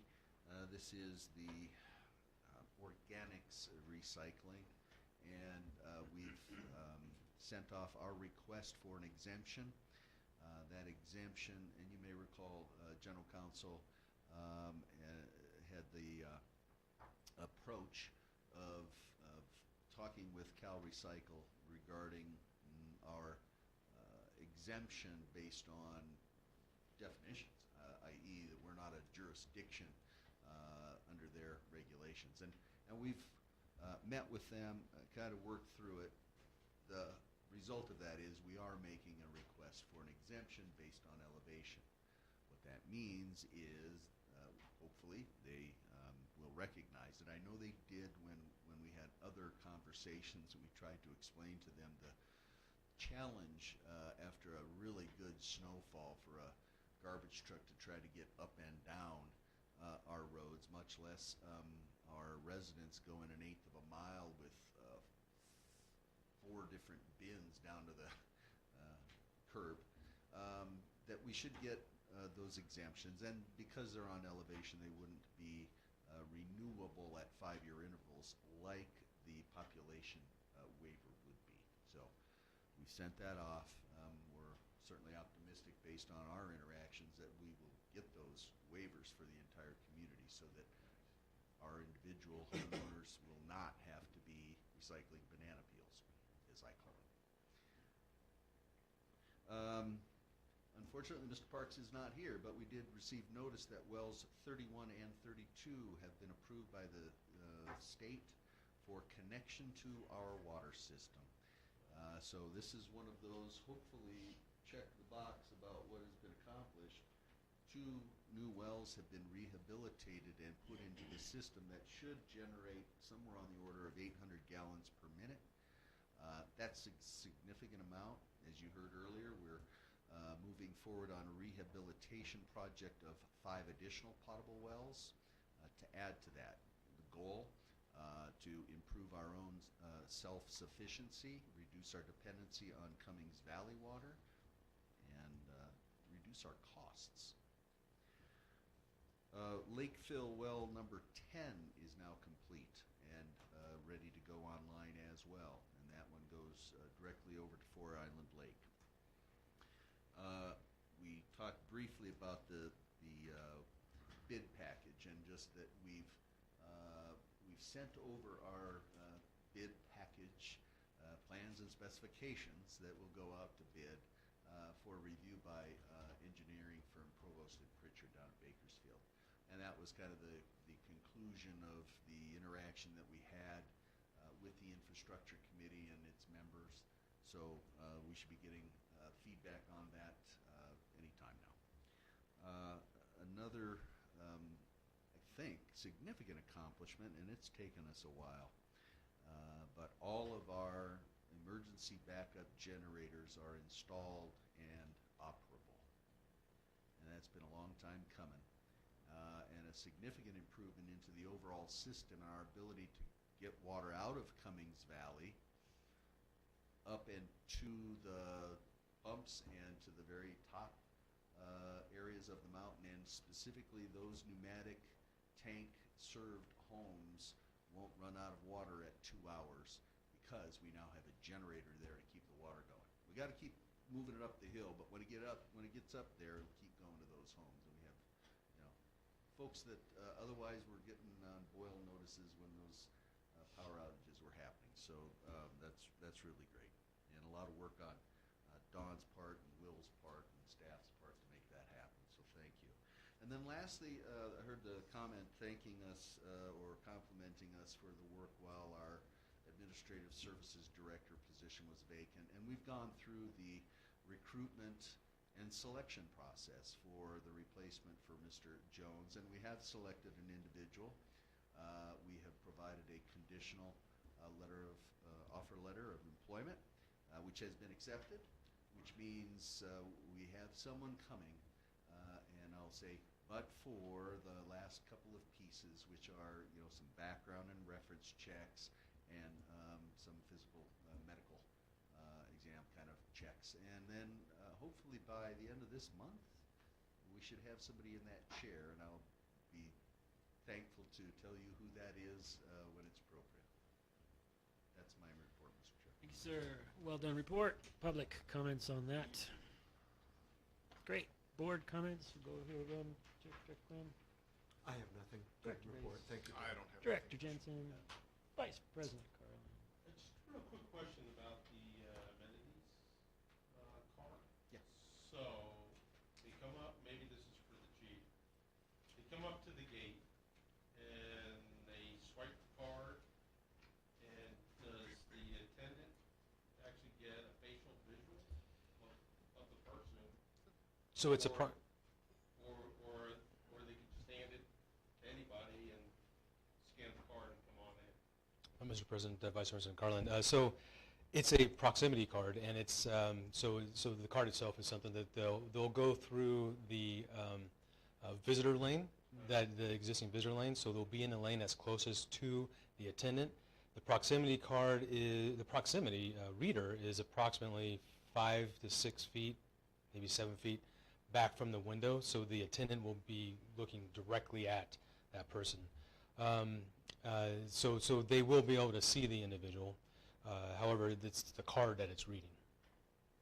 So that would admit them or stop them? So what if it's not them? Well, if it's not them, it runs across the same lines as the RFID lane. It's reading the RFID, and that's what it's going to open for. So, yes, go ahead. Mr. Chair, Mr. Carlin, I do think, and Please. I think, Dan may not have had the interactions that I recall Tim had to have with TEM, the maker of Gatehouse Solutions. But I think there's the capacity for the system to put facial, i.e. reading that. But let us check on it. I think I understand your question. Yeah, and my point would be, to the extent that it has that, and it puts the image that is on that card on our screen as they come, that I think is the check that you may be looking for. Right. So it's not. I've just seen them in other stations. I was just asking. Right. And the big elephant is when it snows. So that ID card is associated to that individual and not a vehicle. So what's to say that they have a two-wheel drive? Right. So the system they could put it down into a manual system again.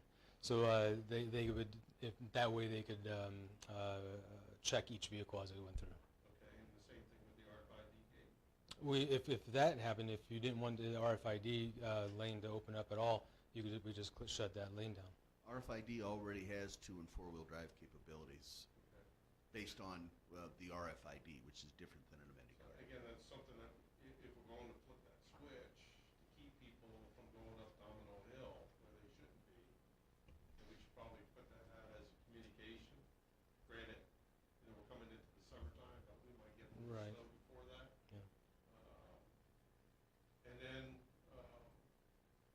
what happens, I'll call it, you can't fix dumb, right? So you get the person in the RFID gate, and they're two-wheel drive, and it's four-wheel drive only, now what are you gonna do? Right, and I'm tell you that this is something I haven't experienced yet, my short time here.